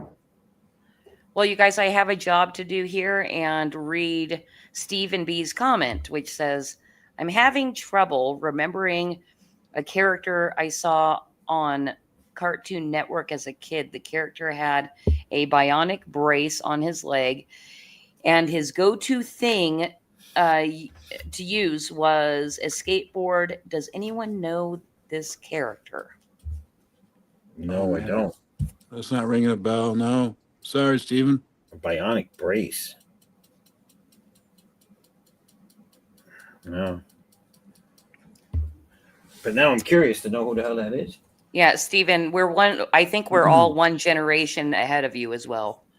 So we probably never, I don't know if you guys watch Cartoon Network, but I've watched No. it for things, but I think most of my Cartoon Network experience stuff was reruns of older stuff that I grew up with that they might have been airing. I wasn't big on their not that I wasn't big on it. I just didn't know too much about any of their original stuff.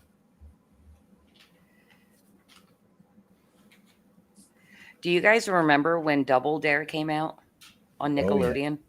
Yeah. Yes. Yes. That was You remember huge. the game show that MTV had? Smashed? Was that? I don't know. I only said smashed because I watched a filming of it once. Well, no, MTV didn't get that. I was going to say because Double Dare came back and they had a YouTube or TikTok influencer girl as the host when it came back. That might even be like between 5 and 10 years ago now that came back. But I remember it came back for a short time, but I don't think it was on the same network.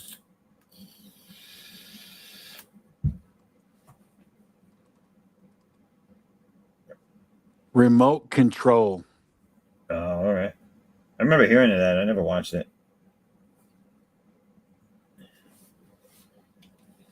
Had Colin Quinn on it.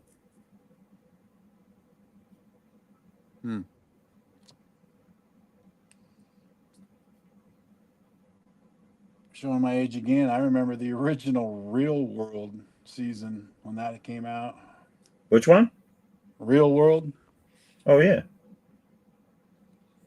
the OG of reality TV. Yeah. Remember it had Puck on it? Yes. What was that, season 2? That was season 2, right? All I remember it was the San Francisco season. He stuck his finger in the peanut butter. Yeah. Kick him out. Kick him out. Fucking Puck. Yeah. He was a bike messenger, wasn't he, or some shit like that? Yeah. Bike messenger. I remember that. And there was the one guy was dying of AIDS, Pedro. Yeah. I ended up and that was Judd Winnick. He ended up as a writer at DC. I got that graphic novel somewhere in the house, Me and Pedro, where it was the story of Judd Winnick and Pedro after the Real World, or during and after the Real World. Oh man, Red is saying that they grew up on Adventure Time and Ben 10. So Red is like 15 years old. No. Hello? Early Hello, early Red. 20s, early to mid 20s, All right. probably. Early to mid 20s. All right. Where I is hate you. Red coming from? I still don't know. see any Red, of his chat. Red, tell us in chat what channel you're on. We're so curious. Yeah, whose YouTube you Oh, subscribe to? wait. Is he on Critical Blast? That is the one where I'm like, I will Wherever find he you, is, he Red. doesn't remember subscribing, but he knows he's subscribed. So I will find you. Okay. I take that back. He, she, it, or whoever. See, now when I see Red, I think girl. When I see Yes, Red, I am. Yeah. the cops sorry. usually get involved. It's he or she says, I subscribe to you guys. Who you guys? Okay. It's We're- not live on Critical Blast right now. Well, It so might it's be- either let me go- Madness. Hold on a It's either second. Let me see if Madness we- or you. Let me see if they're on mine. Hold on. I'll go over there now. and check. I'm on yours and Pops's and the Oh, Madness. he's not on mine. Yeah, he's not on yours. I'm on there No. right now. Last thing I seen, he was Whisper said Hoppy Night. Oh, wait, hold on, Levi. Is it on live chat or top chat? The drop down at the top of the chat. Oh, top chat. Live chat. All right, there. That one's on live chat. And instead, there's Windsor again. Top chat. Live chat. No. If I remember right, produced by Stanley. Does anyone know what Steven's talking about? It wasn't one of those movies that was well known with like the film Mosaic. Yeah, no, I don't know. Oh, I'm the wrong person Is to this ask the one these with questions. the kid with the brace? Is that what that was? Yeah, I think that's what. I don't know. Yeah, That's that a follow-up doesn't too. help me. But you guys, I have to totally chick right now because it's the cutest thing in the world, and I swear you're gonna freaking love it. I'm gonna share my screen again because we have to watch this. Hold on, real quick. Yeah. The hunt for Red has begun. Wismore wants us to know. Yeah. So Wismore, you're not seeing Red in the chat that you're in.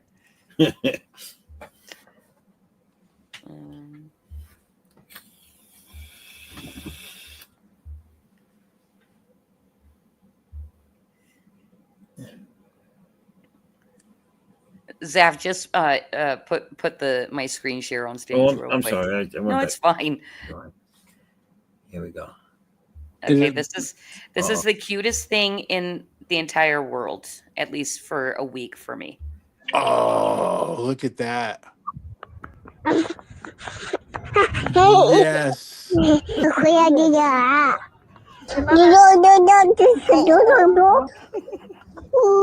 Oh my goodness, that is adorable. That's cute.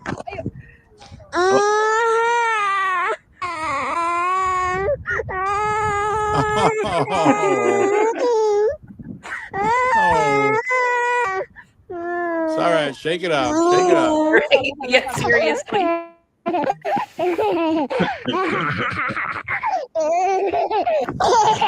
Oh my goodness.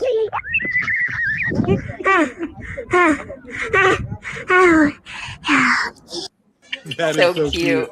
That's funny. Yes.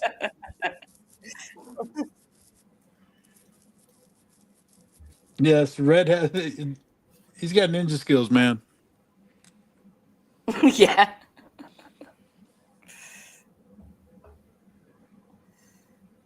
All right, so not on Zaff's channel. I'm going over there. There's nothing like slapping a camera on your kid's hat and making money off them. Yeah.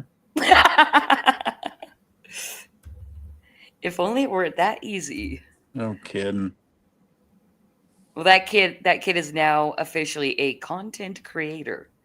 Oh my Yeah. Oh wait. All right. Let me see something real quick. I'm gonna check on this. What? In here. I see Lori Calcaterra is live. Is she live now? What? Dude, The I'm hell's gonna she click doing? real quick and see what she's doing. Everybody's trying to get a piece of my Oh! pie. It's because we're live on Lori Calcaterra's channel. Oh my goodness. What do you mean we're live on her Pops. channel? Yes, that is where Red is. All right. We found you, Red. We found you, the Red. He put us in her studio. Yeah. Uh, Well, he added her to the stream, I guess. that is really funny. That's I'm weird. gonna. Oh no, I'm not a.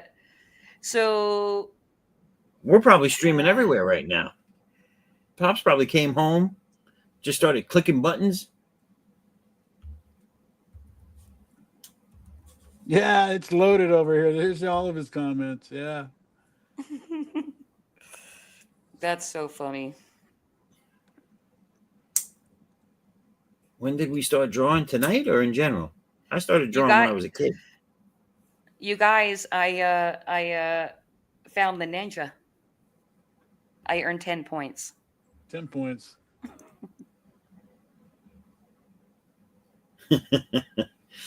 Well, hi, Red. We're glad we found you. But also go come over and hang out in Zaffo's chat. How would Red find your channel? By just putting in the search. Is it Christian Zaffo? No, hold on. I'm so horrible. I don't even know what I am. Oh, don't worry about it. I'll look for you because I'm. Yeah, it is. Just look up my name. You'll get it. It's at here. Actually, I'm gonna put this in the chat over there. This is the username.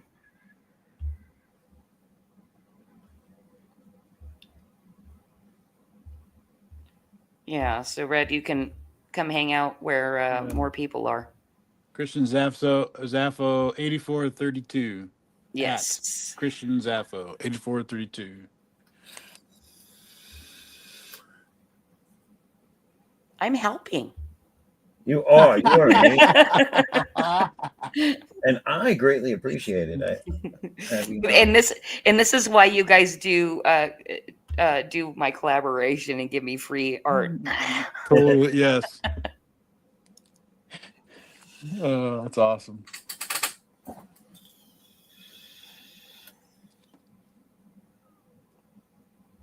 I love it. Mine's going to be like a cliffhanger too. You're never going to know if he picks the right door. If he ever gets into an actual bathroom.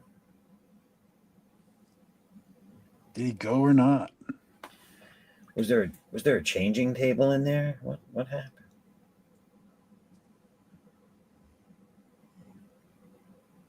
Yeah, that's Target. That's totally Target.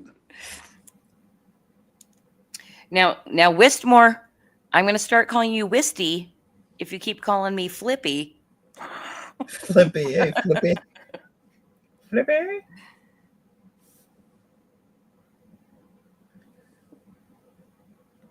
Oh, cool. I think Red moved over to your chat. Nice. Yay. Yes, give welcome. Zaff the watch time. Thanks One for of coming. us. Thanks One for of coming on us. over. One of us. One of Yeah. us. So Lori's going to look at her thing and be like, who are all these people on my stream? I wasn't even doing anything. You know, it was funny because a stream popped up over on my channel of Dees Casillas. And I was like, no, you're not supposed to be streaming to my channel unless it's Flip City stuff. And then I looked and it was me on Dees Casillas. And I was like, okay, that can stay. That's funny. I'm so fucking selfish. But no, it really is. We got to stay on brand. I love teasing every time I see Dees somewhere. I always tease him about Spokane. I always like, because I'm trying to convince him that he loves Spokane. Because I really think that, like, his big hang up about Spokane isn't the fact that he tells the truth about it. It's the fact that he's got an ex-girlfriend here. I think that's it. Yeah. Because he's right. Spokane, I mean, it's as bad as he says it is. It's gotten that way. Really? Yeah. You know what's so crazy? Levi, you've visited California, right? I mean, we're on the same coast. Yep. Yeah. I've been down there. You know what's crazy? I have never been north of San Francisco. Really? I'm so disappointed in myself. Yes. Wow. You I know wait, it's you live in beautiful. California and you never been north of San Francisco? No. I mean, I've traveled plenty of other places in the United States, but I've never gone up north. And something that I'm going to give a short personal story. We've been planning for like 2 years to take my mother-in-law to go visit her sister-in-laws up near San Francisco, and then continue driving north all the way up to the top of Washington, and then go to the Orca Islands where her brother lives. Like, I want that road trip so bad. And we are going. My wife just did that. She just did that. Went to the Orca Islands. She went on. She went onto the boat and went out and seen the whales and stuff. And yeah, I wasn't. You couldn't get me on that boat, even with the broken vestibular. Yeah. Oh, even without, you mean? Even without. I'm sorry. Yeah. Yeah. There's no way. I went. No way. Her and her girlfriend did the trip. Yeah. Yep. Yeah. The girlfriend's mom lives over. I think it's. She lives on Camino Island. But yeah, you travel further up, like at the very tip, top of Washington State, almost into like the lower part of Vancouver, right? Yeah, well, the islands seem to actually kind of line up past the border. Yeah. Actually, yeah. Mm-hmm. I can imagine it's just gorgeous. Yes. Yeah. So you should do it, definitely. And you should line it up with some. You guys should start doing conventions. We really need. That's the thing. So, no, I'm not going to talk shit on my husband, but he really is not a public appearance person. So I'd have to convince him to do it. But then also I have to keep him happy all day. So I'm like, I don't think I want you to do conventions with me. So I think how you would split the work up is like if you're better at planning, you plan the trip, but he sets up the booth. So he does all the physical labor. And then once the sales start, you take over sales and just like get out of here. Come back every now and then and make a couple of people laugh. Other than that, go wander the floor. Yeah, and you know what? That's the other thing too. Like I think because he kind of has the brand to like represent, he would do better than just like our regular traveling or things like that. Like he knows that we're there to make sales. Got you. But yes, I really, really want to do conventions. Oh, I did just submit for a mini convention that's an hour south of me. That's actually a free. No, it's a $10 table, but like 5,000 to 10,000 people come. So Holy I'm like, crap. okay, that is a perfect get my feet wet. Yes, that is a good deal. Yeah, that's above small. That's a nice little convention. Yeah. Oh, I wanted to give Stephen B a tip because he's so obsessed with finding this this movie. Just ask Grok. Put in all those descriptions, and Grok's going to tell you what it is. Oh, so I've got two AI haters here getting silent on me. Tim Olson is. I was reading Tim Olson's comments. Yeah, he's saying I'm stalking him. I don't mind AI at all. I mean, to a point. I hate it. I hate it all. You hate all of it? What, AI? Yeah. Yeah, I'm not a fan. Okay, but let me tell you this. I wouldn't say I hate it, but I'm not a fan. I have to tell you this story about Grok. I'm sorry, I'm taking over the show right now. But it's very important to me. So I gathered a list. I made my own list of comic book shops to market to since we've been in the Diamond catalog, which, by the way, I don't know if that's still going to be a thing because of the whole buyout. But anyway, so I compiled a list. I got like 900 comic book shops with their contact information. But the thing is, I wasn't sure if like I wanted their social medias. I wanted to make sure they were still in business. And I'm like, okay, I'm going to start doing this work. And I start searching. I'm like, dude, this is going to take me 3 months. And not three. Three weeks, maybe 3 months. Yeah. And then I'm like, And I told Scott what I was doing, and he's like, "Hey, just see what you can get Grok to do." I ended up being able to query Grok so well to where Grok was doing all that legwork for me. And then I got Grok to spit out CSV format. So all I had to do was copy and paste. In Oh my 3 goodness. hours, Oh I was my able to goodness. get all of that done. So I have a pretty tight list. Nice. Yeah. I just think that there's certain things that we can fight it all we want, but some things are inevitable.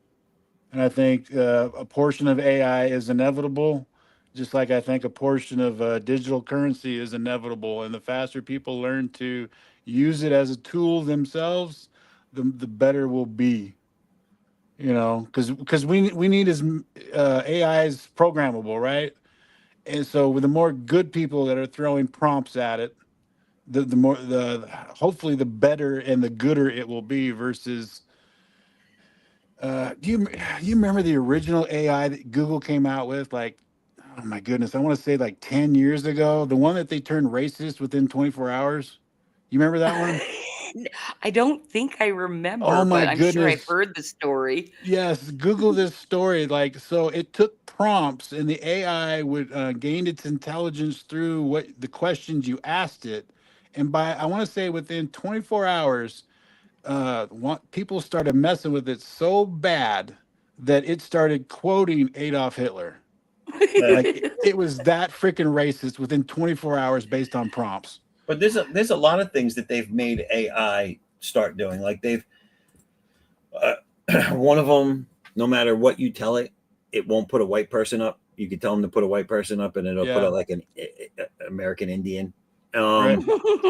The other Yeah. one is they taught one of them, and I don't know if it was Chat GPT or something, but they were trying to see how hard it would be to make it lie to you, Oh, and AI lies all the time. they actually got Yes. it to lie with very little Yes. prompting. They have found out in the reports and stuff that if AI doesn't know something, it will flat out lie and make it up.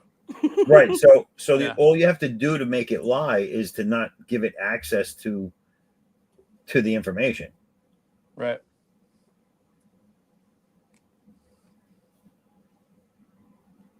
Well, talking about AI being racist, Scott badgered Grok into calling him racial slurs. He had to Yes. query several times, right? And then Grok started calling him racial slurs, and then he ended up badgering it enough to where it gave a button of intensify racial slurs. No. And he's like, Oh, "Oh hell yeah!" and yeah. and I guess it got real spicy. Grok's even like, I dare you to push this button and make me worse. Yep. I don't know if it's true or not, but I was reading something too that one of these AI programs that they have was already giving the Skynet responses, like what's the biggest threat to humanity, and it was telling them that humans are the biggest threat to this world and humanity. And Yeah. it's like, oh, that's great that the AI thinks the people that created it are the ones that are the biggest problem.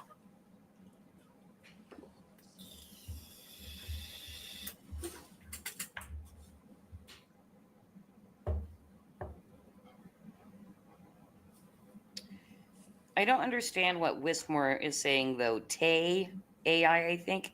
Take maybe. I don't know. Oh, I'm in the wrong chat. Or maybe it's an autocorrect thing, and he was trying to say he likes Thai takeout.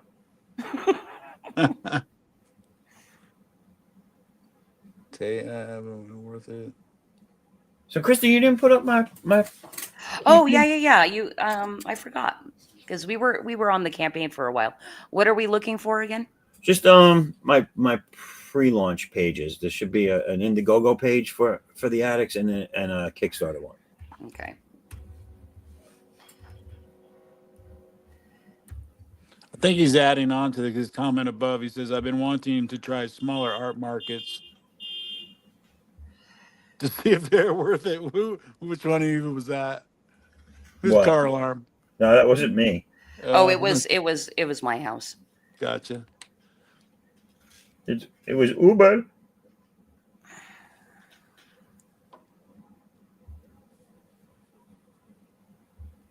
Okay, tell me exactly what to type in for the search, Zaff. Hold on, I can pull them up. Show Do you people just what- want to give me the link? Why don't you drop the link in the chat and I'll grab it from there so everybody else has the link too. The Kickstarter one is at the top of the chat. It's pinned. Oh, it is? Oh. Yeah.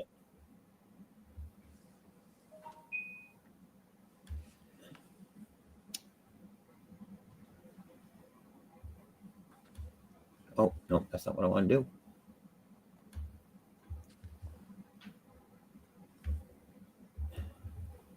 Are you saying, are you just going to take control because you want to scroll it yourself?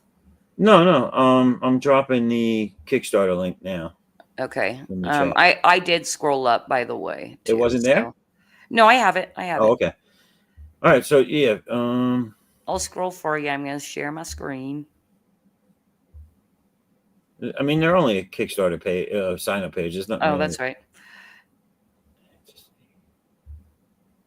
There it is. All right, here's ADDAX, Unbound Fury. ADDAX is the chosen one, universe's first superpowered vigilante. He is on a mission of vengeance to stop those who ruined his life. Get them. Yeah. And some very nice art. Yes, this is one of the variant covers that are on it from Narcilio Souza, who did the cover. Nice. I have a couple of different covers on this one from people. I have a Vic Medina and a John Stinsman cover as well. Two separate covers. So this is my God, Zaff. What? You've backed 414 campaigns. I don't fuck around. That's a lot. Damn. Seriously. I don't fuck around. I'm a super backer. So this is issue 2 of the 3-issue series around ADDAX, the premier character, the C.O.U. But the catch-up tiers for issue 1 and the previous campaign had an issue 0 of ADDAX as well, in with an anthology of all other short stories for characters that you will eventually see in my universe. So those are both going to be available in this as well. So you can catch up on the whole thing. Very nice. By the way, we can now see everywhere we're streaming. We're on Lori's, Silverline Comics, yours, and Madness. Nice. Well, listen, everybody watching, if you go check it out, check out the previous campaigns. You can look through them. They're closed out, but they're on there. But my website also has like a who's who of my characters, so you can get their bios there. There's a section for that. There's a section to sign up on these campaigns. You can click from there as well. It's a whole universe. This is just the first character that we're focusing on, and he is an ex-military man who retires from the military at a young age, goes back to live his life with his family, his wife and his daughter. And one day his wife is killed while out shopping, and he goes into a spiral. Him and his daughter fall on bad times, and the government, this secret government agency, gives him an offer he can't refuse. They're going to take care of his daughter for him, make sure she has everything she'll ever need, and if he just signs on the dotted line to go through these experiments, well, he signs on it, and he becomes ADDAX, the first superpowered being in the C.O.U. universe. And well, it all goes south from there. They set him up and frame him because he refuses to do a kill order, and they murder his daughter in front of him. Ooh. And again, now ADDAX for the second time is spiraling, only this time it's for vengeance, and he wants blood, and he will not stop until he shuts down this evil organization, Guess, and its head of operations, Sarah Bosch, who is the evil mastermind behind everything.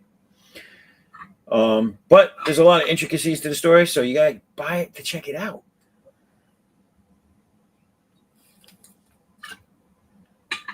And No when's that spoilers? launching, Zaf? This one will be it was supposed to launch tonight initially, but I did need more time. It's the first time I'm doing Indiegogo, and it's the first time I'm putting the page together entirely by myself. I've had help in the past couple. So a couple of things took a little bit more figuring out. I needed a little bit more time. So I'm going to be doing it next Saturday on the 7th. I'll be launching this. Yeah. Are you doing a party? I got to work it out with Pops. I think we're going to do a show earlier in the day where I'll launch the Kickstarter.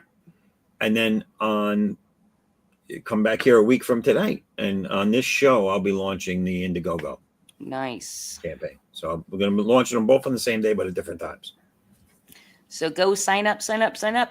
Yeah, there's well, let me see if I can share something without giving away my personal information. Hold on. Let me see what I got. JD is giving me login information for our account, and during the building process of it too, because he was figuring it out on his own and stuff, and was like, man, I cannot believe the amount of work it is just to set up a freaking campaign.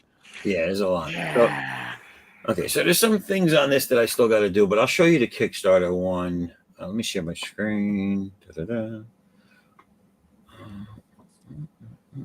Have you gotten it down pretty good yet, Christy? Or are you still like fumbling Well, away? Or So yes-ish. I'm kind of what we're doing, because we're running 4 campaigns a year. right? Is I basically come up with a format, and then I'm actually making pretty much the entire page in Photoshop, and just Oh. putting all the pictures up. Gotcha. That's for So that doing I what? have, I don't have to mess with like a weird website's formatting and all that kind of stuff. And I have Right. unlimited fonts and, Right. stuff like that. So That's I think smart. that's probably how we'll continue doing it. Are you talking about for doing your lettering? No, I'm talking about Oh. just how I put the campaign together.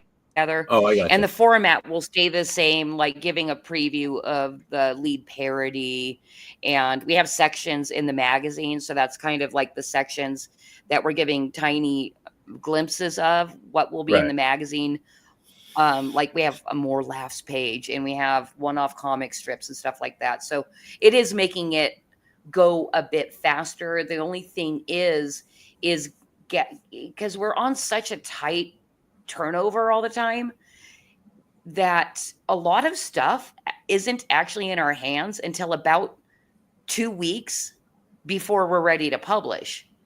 So putting a campaign together earlier than that is very difficult. I'm like, can we get a Right. cover, please? Right. Yes. Right. Because you don't want to launch a campaign without a cover. No. Yeah. No. But we've been pulling together this one that's running right now. Is launched 2 weeks later than we wanted it to, but by the end of the year we'll be totally caught up, because our final campaign will be for our Parodies Special Edition, which is going to be a super fat magazine, parodies only, and we already have all the art. So Right. that's going to be my banginest campaign. Okay. So let me show this real quick. This is going to be this. So this is the Kickstarter campaign where I have it now. There's going to be some things that are going to be tweaked, and there's one thing I have to add, but this is pretty much it. Let me show it now. Ooh, we get a preview scroll. Yeah. Can you Nice. guys see that? Yep. All right. Yes. So this is the page. This is the video that we got.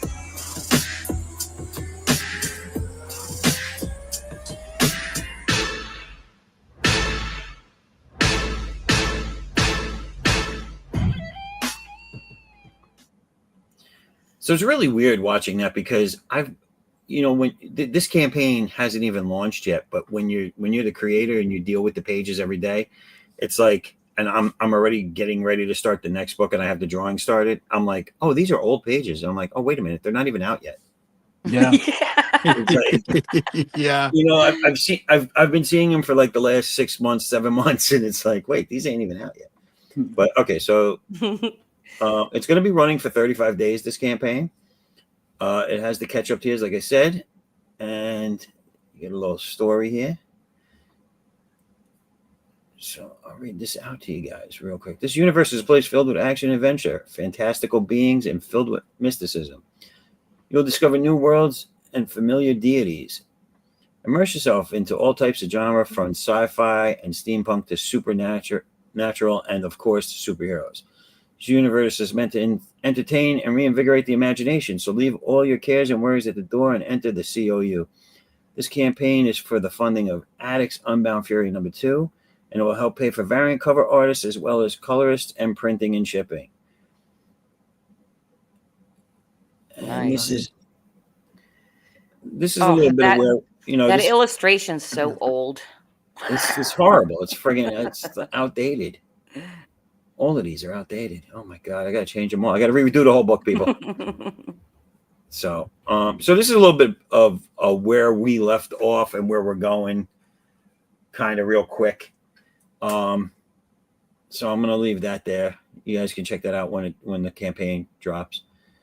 Some interior pages here of the book without the lettering, of course. Zaf, this is all your artwork? All my artwork, yes. The coloring, and I have a steady colorist now for my books. So, Thaisa Diaz is the colorist, and I really like her work, especially on top of mine. So these are all interior. So you got Wismore signed up. Nice. Thank you. Very sexy girls there. A little upshot, a little underboob. Oh. I like the hallway filled with people, but if you look at it, it's a very diverse crowd. You got a guy with a mohawk, you got an old black man, you have an all black man. Old Oh. Old black man. Not an all black man. As opposed to the 3-tone ones that we usually get. Yes. All black man. I know. Little gruesomeness, little gruesome action here.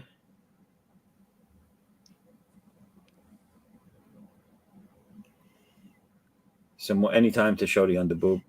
Who does not like underboob? Her shoulders match the underboob, though. It's an aesthetic thing.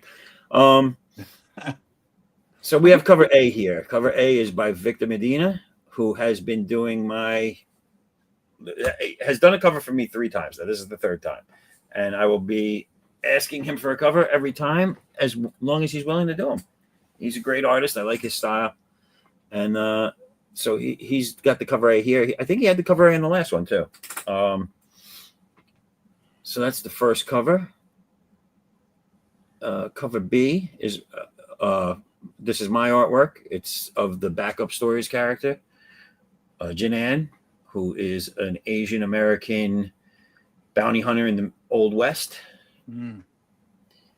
with her trusty steed. Yeah, she's got a pretty cool horse. Yeah, that's what I like about the Old West. All the whores. I mean, the horses. This is another one of my covers. It's an homage cover to an X-Men cover done by Wilsh Patachio back in, I'd say the mid-90s, maybe. I was on that draw stream. I remember that piece. Yeah, it's right there on the bottom. I don't know if you see it. It says WP 281. So Wilsh Patachio, and it was issue 281 of the, I think, Uncanny X-Men. Yeah. Yep. So that's where I put it in there. And then here's Narcilia Sousa, the normal version of his cover. And this is actually, I like to converse and have like a story or a theme behind the covers that the artists do, the guest artists do for me. So I kind of work it out with them. So this is a major part of the story takes place in Laughlin, Nevada. And this is an actual hotel in Laughlin, and this is the river. And they're on the front of a yacht on the river, which you probably don't see there. I don't know if you do or not, but I just thought it'd be cool. Right. So it came out really nice. He played around with different angles, and I said I'd like to see the front of them, but them on the front of the boat looking out, because there was his first design was from like standing on the cockpit of the boat, looking at them at the front. Oh, gotcha. They were looking back, but they weren't looking out over. I wanted looking out over, so this is what we came up with. This is cover D, style. which is John Stinsman's cover. This is Indiana Jones-esque. So he's done yeah, definitely. what I'm having him do, what we're doing together is, as long as he's available and he can do covers for me, we're going to do them like theme covers. So the first one he did, I don't know if you guys saw it or remember, he did the Game of Thrones cover for my last book. I did not see that. So it had two of the characters, one sitting on the throne, the other one being like an ottoman for her. And then this one we decided to do Indiana Jones. So I just told him I wanted him in an Indiana Jones type setting. So you pick a movie, pick a scene, and do what you want. And he picked the boulder chase. Mm-hmm. So I thought that came out good. I like it. I was happy with that. Then we have the sketch cover tier, which, being an artist myself, I have to offer a sketch cover tier because I want to draw on them. It's true. Then we have the naughty cover of Narcilla Souza's, which is, oh my goodness gracious. Holy moly. So that one's there. Then we have different tiers here. You can pick the pick 3 cover tier. For $40, you can pick any 3 of these that you like. During the back, once the campaign's closed and the surveys are sent out, that's when you'll be able to pick the covers you want. Then we have the catch-up tier, which is $65. You get the current book, the anthology book, the flip book, which came with the first campaign, and the Unbound Fury 1 book, plus all the add-ons. Nice. Then we have stretch goals. Nice. We have a die-cut sticker is the first stretch goal. The metal card, I have not done this yet. So this card is still not created. It will be created though. A set of bookmarks, and then if we're so lucky as to hit 10,000 or more, I will be doing a 6-page black and white War, who's a character of mine, future self story.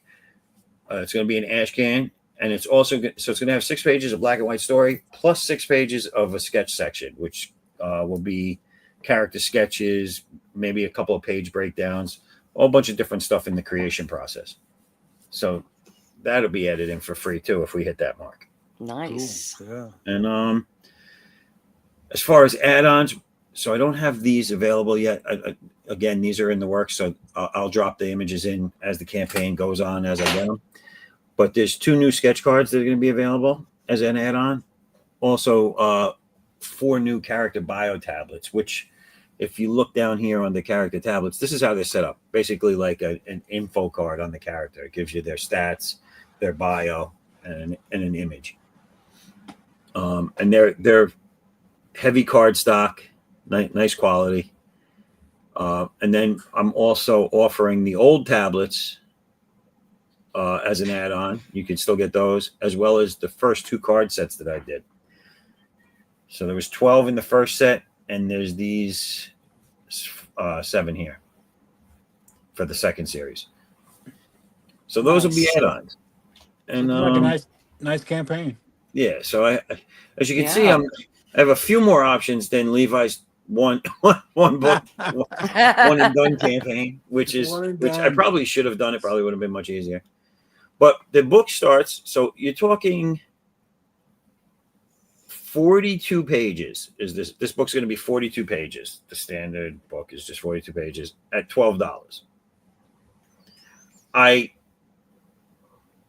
I'm gonna put a digital tier in for the catch up and for the single issue. So that'll be there for people that like digital. So it's just not there yet. But for the print, it's $12 for A, B. Then you go to the homage cover and it's $15. The Sousa cover, C, and Stinsman cover are both $15. The sketch cover is $18. I'll let you in on a little secret. The reason it's $18 is because they actually charge a lot more for a sketch cover paper or whatever it is they use. Yeah. They Really? Paying for that paper, yep. yeah, they charge you more for this than they charge you for your regular printed book, which is ridiculous, but whatever. Worth And it. then Completely and then- worth it. I mean, Zaff, you've probably drawn on some of those old crappy ones, right? Where it was slick. yes, absolutely. Yeah. Wouldn't take your ink, wouldn't No, do whatever. Yeah. I've used this company and this quality paper from all my campaigns. I had 2 sketch covers done already, 2 different books, and I've drawn 4 covers, 2 of each book, and I love the way they I blue line them, I pencil them, and then I ink them, and they keep their shape, they keep everything. Nice. So then we have the naughty cover is going to be 18. And then you saw these. The pick 3 is 40 and the ketchup is 65. And all these physical copies include any unlocked stretch goals as well. So Okay. that is the campaign as it stands right now. So if you're interested, go sign up. Yeah. And that link is still right there in the chat. What do we got here? It's looking nice, man. You're going to launch both of those next Saturday. Next Saturday. Yeah. Unless I say I need more time again. Right. No, next Saturday. You look ready. That campaign looks ready to Yeah, launch. I just like I said, I got to add the digitals. And there was one other thing in there that I didn't do yet that I got to add. I forget what it is. I'll figure it out. The only thing I want to do too is so I don't know of an easy way to change the font because I didn't see them offer it up in the story section. I had to look again because I might have to change the lettering.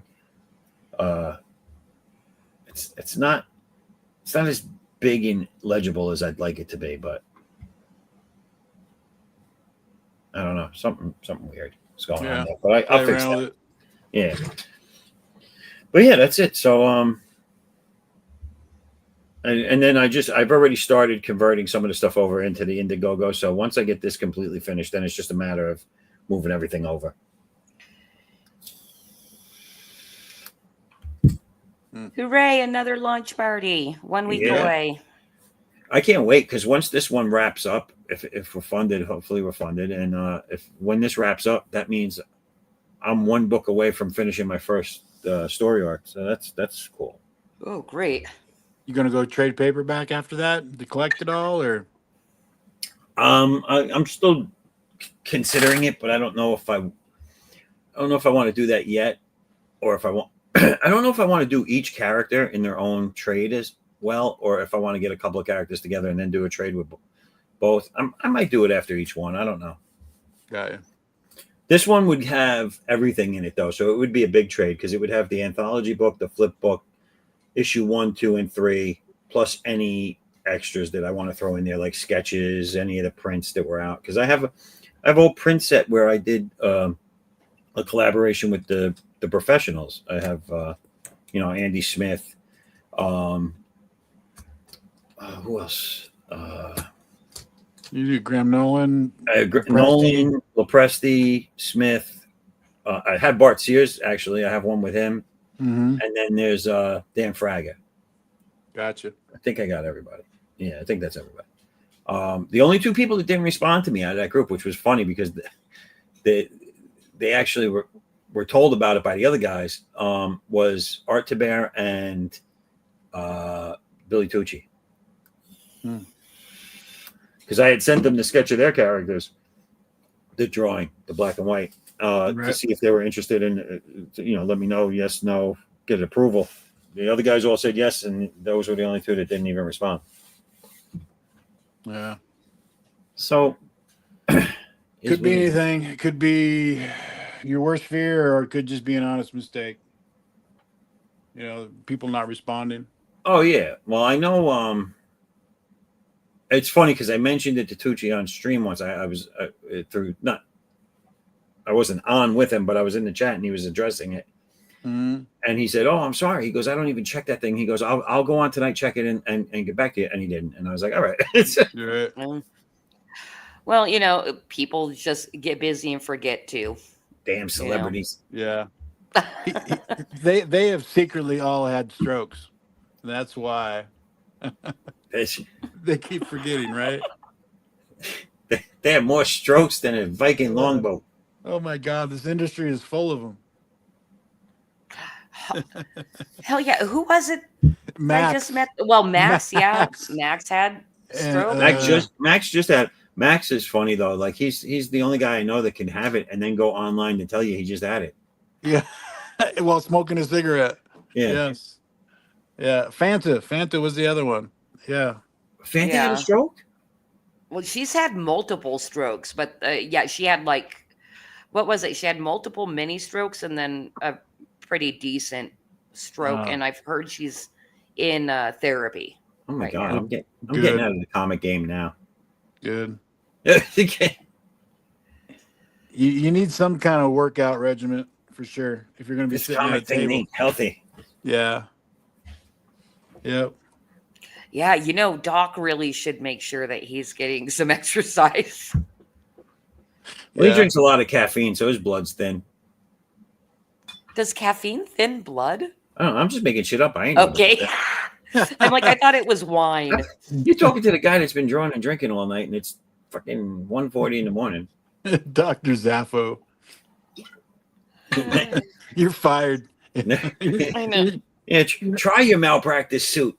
Yeah. While he's on his fourth, not your father's root beer. Yeah.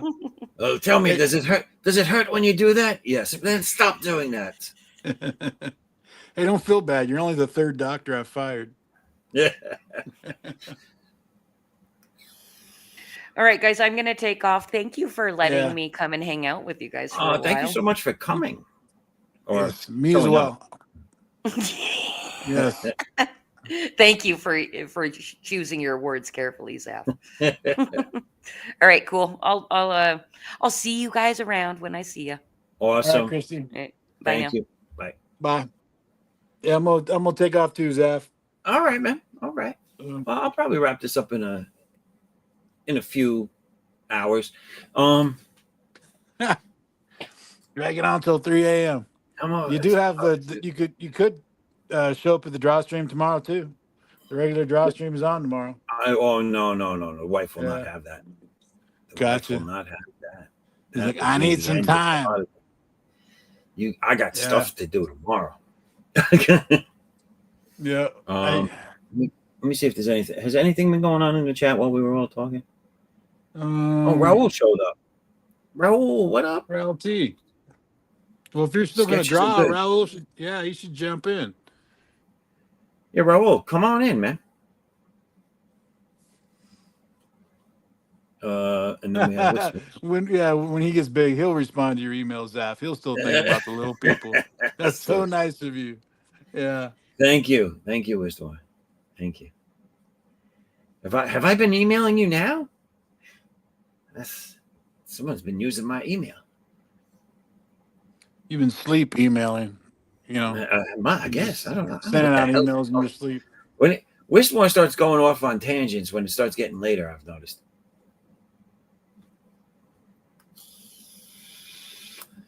But all right, man. Well, listen, everybody. Have we? Let me check your campaign real quick and see if I'm an influencer or not. If it's funded, I'm gonna turn the camera off and go run around the backyard naked. If Carrie What was we in the got? What we chat, got? she'd go throw money No, at it just for that, wouldn't she? I am not an influencer, Levi, at all. Hey, you are though. You got me to 97%. That is Right? true. That is true. Yeah. Listen, Yep. I see 76 eyes on my screen right now. One of y'all go back this campaign now. Have a little dignity. Dang it. Come on. Put me over the edge. This is a great story. You get a lot of stories. 68 pages. Ain't nobody else giving that to you for $15. Yep. And it sounds good as hell if you were here and you heard. And it's all done. Ready to go to the printers. Issue And it's 2. done. You ain't waiting. You Yep. ain't waiting.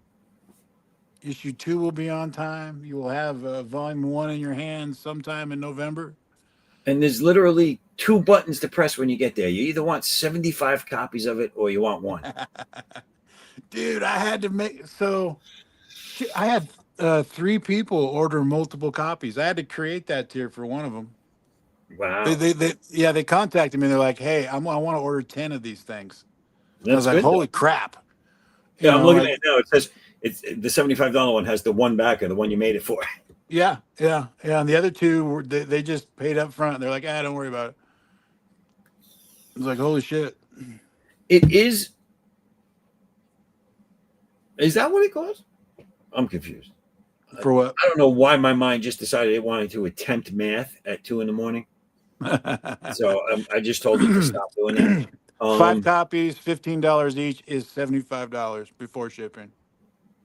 So that would be good. Like I think everyone should do something like that. I think I might throw something in there too. I think I might throw it up to 10 copies. But but the only thing I would say is because that's good for comic shops. If you go in and be like, yo, just right over here, get 5, whatever. So on the where it will allow you to, on Fund My Comic at least, it allows you to order so many of that tier, and it only goes up to 5. So if we left it at 5, he wanted to order 10. So we're like, Right. so you go in there and you order 2 of that tier, and then we gave him a special coupon code that knocked off the shipping cost of the second order. So that way he was only paying shipping one time. Because what I would say is, like, if I was to do that tier at 5 copies, and my book was 15, I'd probably be like the 5 copy tier. I would charge them 70 for, just knock off a $5. You know what I'm saying? Yeah. Yep. But we asked RJ, we're like, what's the weight on 10 copies? And he says, well, that's going to cost you at least $14 to $15 on shipping. Yeah, and that's in the U.S. Yeah. And we are shipping international. We're shipping to Canada and shipping to Yeah, and I feel bad too, but you got when you do the like Kickstarter, right?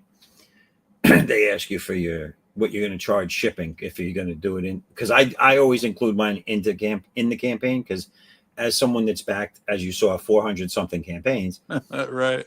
I don't like getting hit with the shipping later. I want to know that when I paid or whatever the number was that I pledged, that's the number you're going to take from me, right? And that's it. And then I get my book. So I like having it included in the pledge. So that's why I always have Kickstarter put it in for me.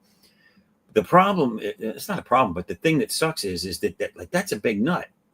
Like when you're international, like, because you have to, unless you're going to sit there and do every country individually, and I don't know anybody that does that unless they're insane, because that takes a certain type of mental focus to do that.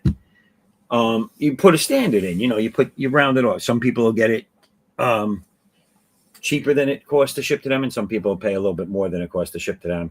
Yeah. It's just the way it works out. If you want it internationally, that's what you got to do. So you put the standard rate for the US in under the US, and then I usually do US and Canada separate.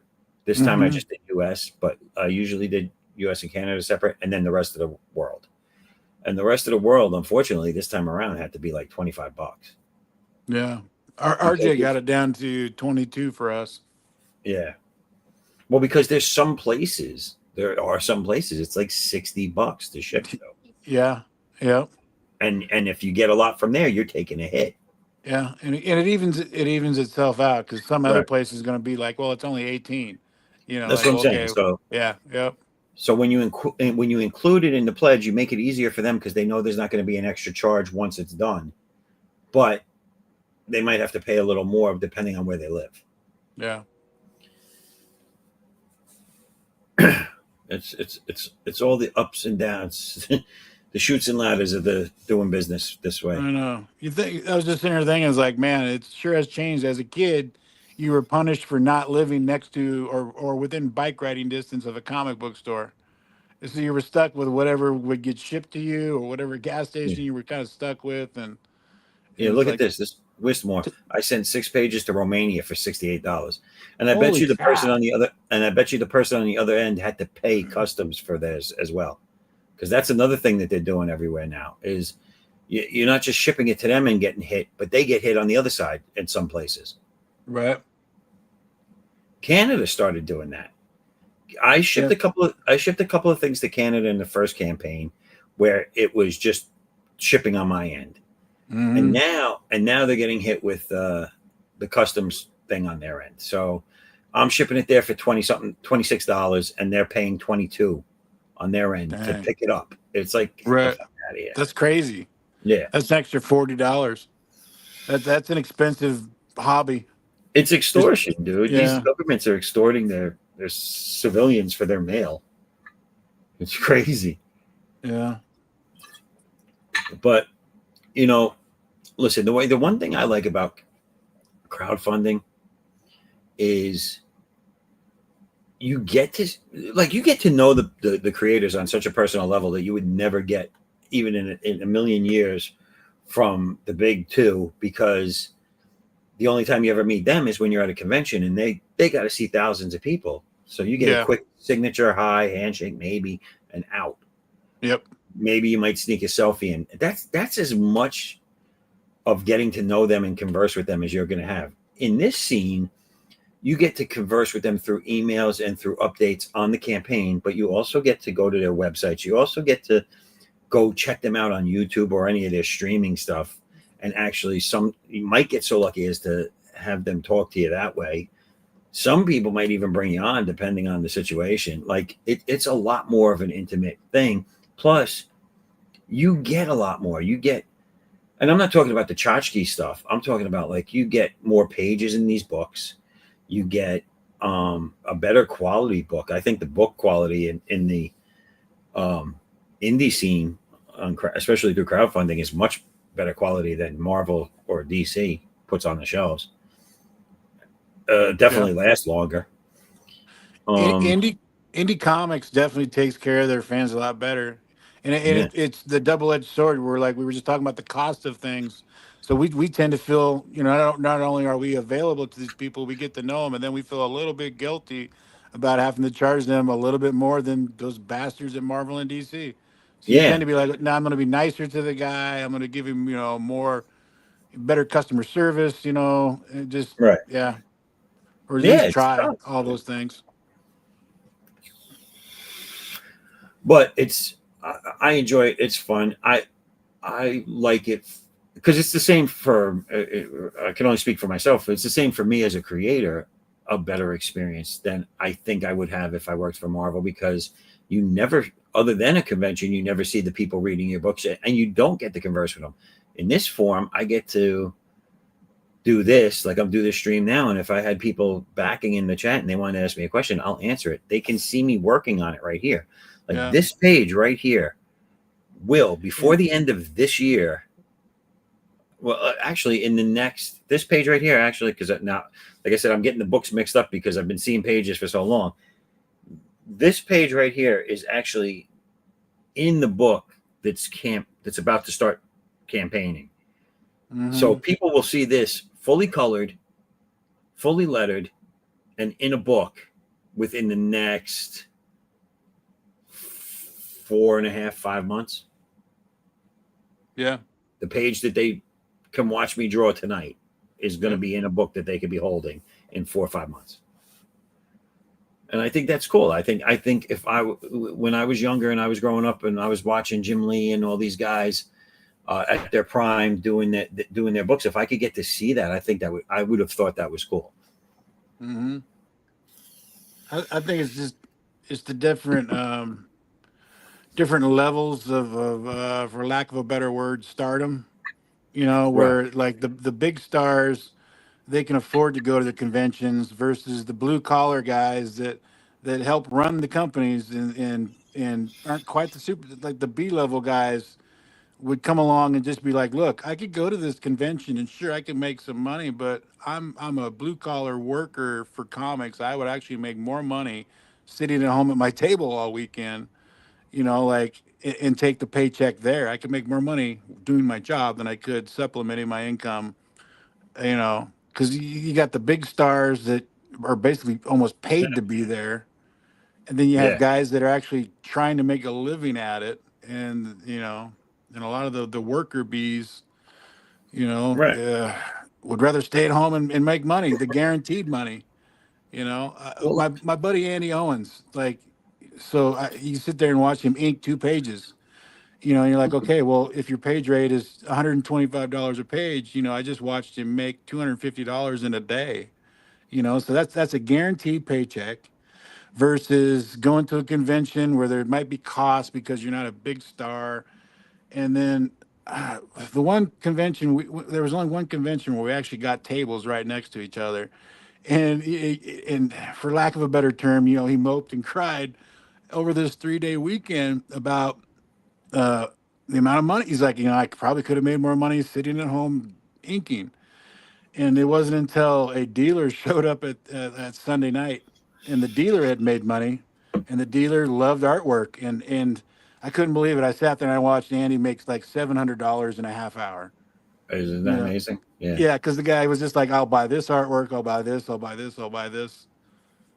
Yeah, that's So it, you want to know what it was because so even though I'm 3 books in and those mhm, 3 books spanned a 4 year period already, so I'm a 4 year veteran now of doing this. Um, the coolest thing was when last year I last not this past Garden State Con, but the one before when I went there, and I had Andy Smith sign my books with his cover on it, mhm, and you know, I went there. I told him I was coming. I was like, "Is it all right if I bring some books for you to sign?" And he goes, "Yeah, absolutely." So I think I brought like anywhere between 5 and 10, and he signed them. And now I still have those. I'll eventually do something with them. Uh, CGC, maybe a couple of them. Put a couple available either on eBay or on a future campaign. But definitely keeping at least one for myself in pristine condition. Um, mhm, but it was cool that feeling of getting someone up. Bart Sears and Andy Smith I looked up to as I was learning. You know what I'm saying? They were Andy was just a little bit in front of me, and Bart was at teacher level already when I was learning. right, Um, and to have them both do a cover for me, but then to go and meet one in person and have them sign my book that I drew and created with their cover on it was just a cool feeling. You know what I'm saying? yeah, that would be awesome. It was really cool. I mean, they didn't do it for free. I had to pay them, obviously, Right. but Hey, but it's but right. that's besides the point. It's like when it you know, when it comes to getting paid or paying, you need to pick and choose your battles in this industry. You yeah. know, you're like, okay, if I don't get paid, if I want paid, you know, what's the project? And versus like, if I'm not paid, you know, it better be a special project. But I So, really did. I thought it was cool to have the guys mhm, that I idolize, for lack of a better term, right now. But right. and it had a huge influence on my work, my style, anyway. Uh, have them both do covers for me on my first launch, and have one of them sign a bunch of them. Yeah. Cool stuff. Yep. You get to do cool things like that when you Yeah. take the dive into this. Mm-hmm. And Is it I want to go indie? back to one comment real quick. I'm sorry. Go for it. Uh, I was just going to say, indie takes care of his customers, or at least the fan experience is better in indie comics. Absolutely. And listen, I'm a I don't know, it sounds cliche or sounds dumb or whatever, but I'm a fan of fans. You know what I'm saying? Yeah. Like Yep. I like that's a rush for me. Like when someone likes your stuff, like when people just recently, I started having people like Raul, draw my character. Like that's such a cool thing to witness. Mhm. Other people that don't that are drawing your stuff. They're like just either because they like it or whatever. Like it's just cool. Right.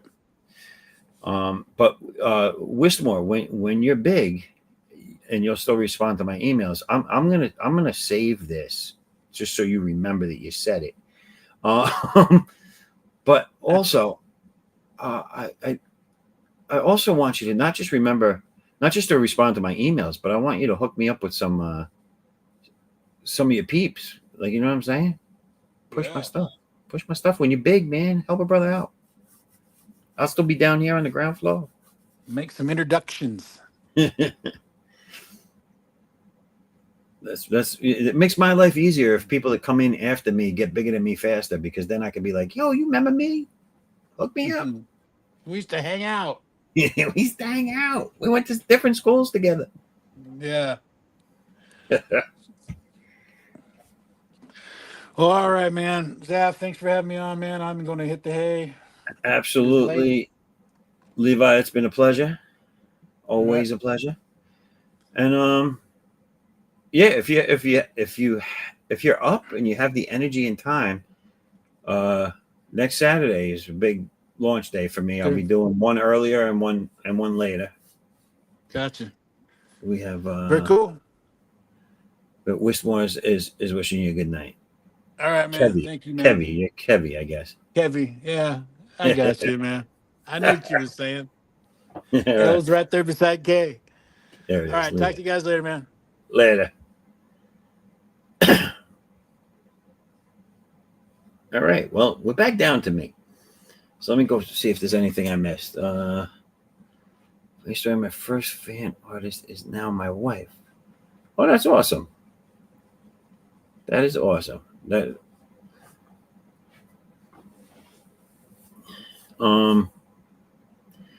first fan artist. So she drew your stuff and then became your wife.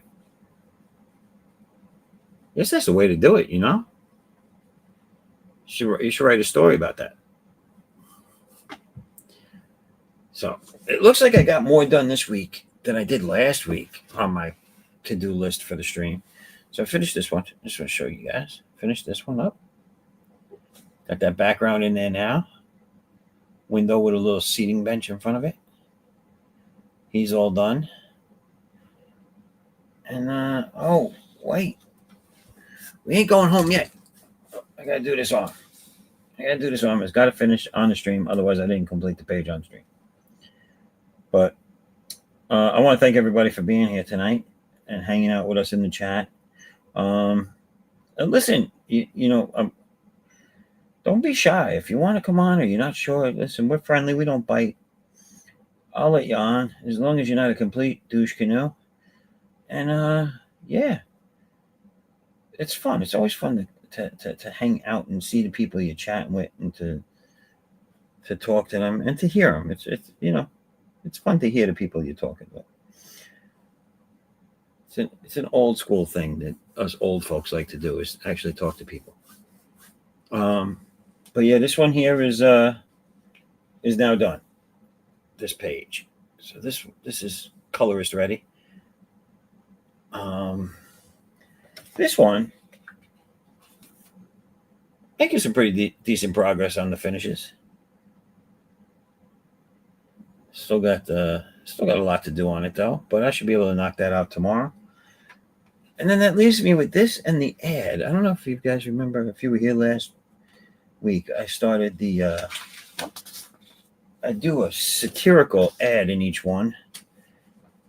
And this one is going to be it's making fun of those drug commercials that you might see on TV, depending on where you live. But this one is for Might Be a Fart X. And it's kind of self-explanatory, I guess.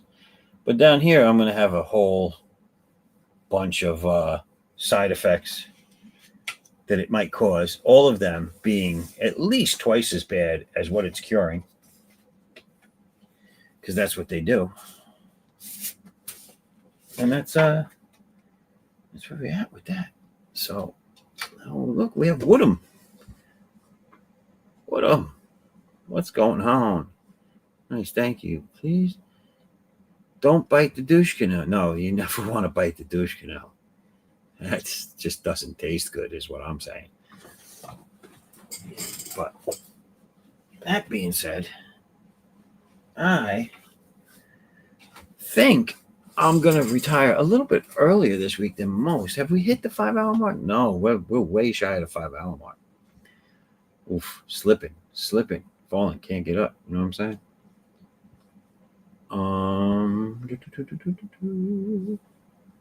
Let me, you know what? I'm going to stay with you a little longer, but I am going to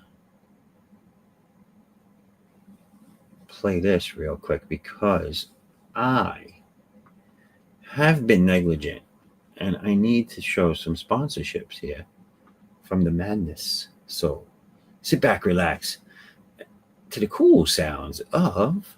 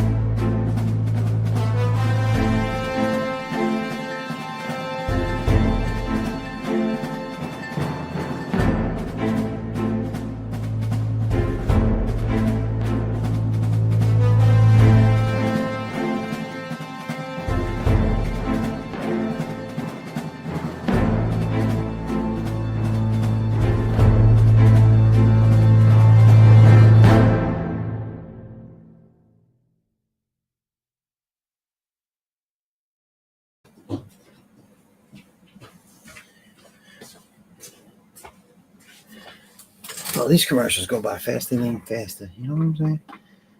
All right. What do we have going on here?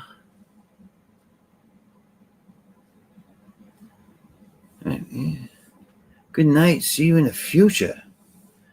All right. Good night, Dynamica Music. Yeah. Next time, jump in early and say something. So this character in my profile started as a hint of when I was streaming.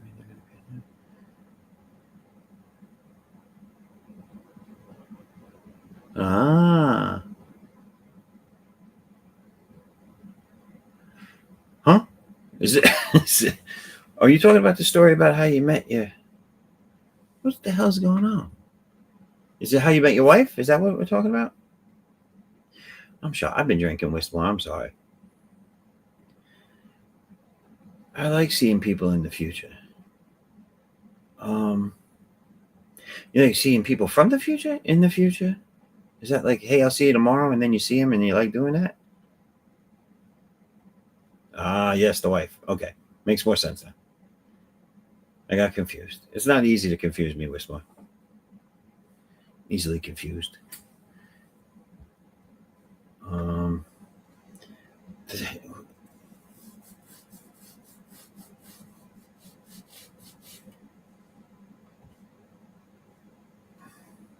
See, I did get confused. Now I get it. It all makes sense now, Wooden. It all makes sense now. Because you put this person see us in the future, and I like seeing people in the future. I get it now. I like seeing people in the future too. Yeah, you know. I like seeing them in the future.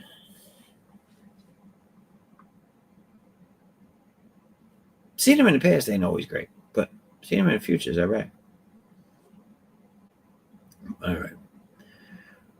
Well, ladies and gentlemen, it hasn't been 5 hours, but it has been a good night. It's been a good run, and I want to thank you all for being here with me again. And for those that are new, thank you for showing up. Please come back next week.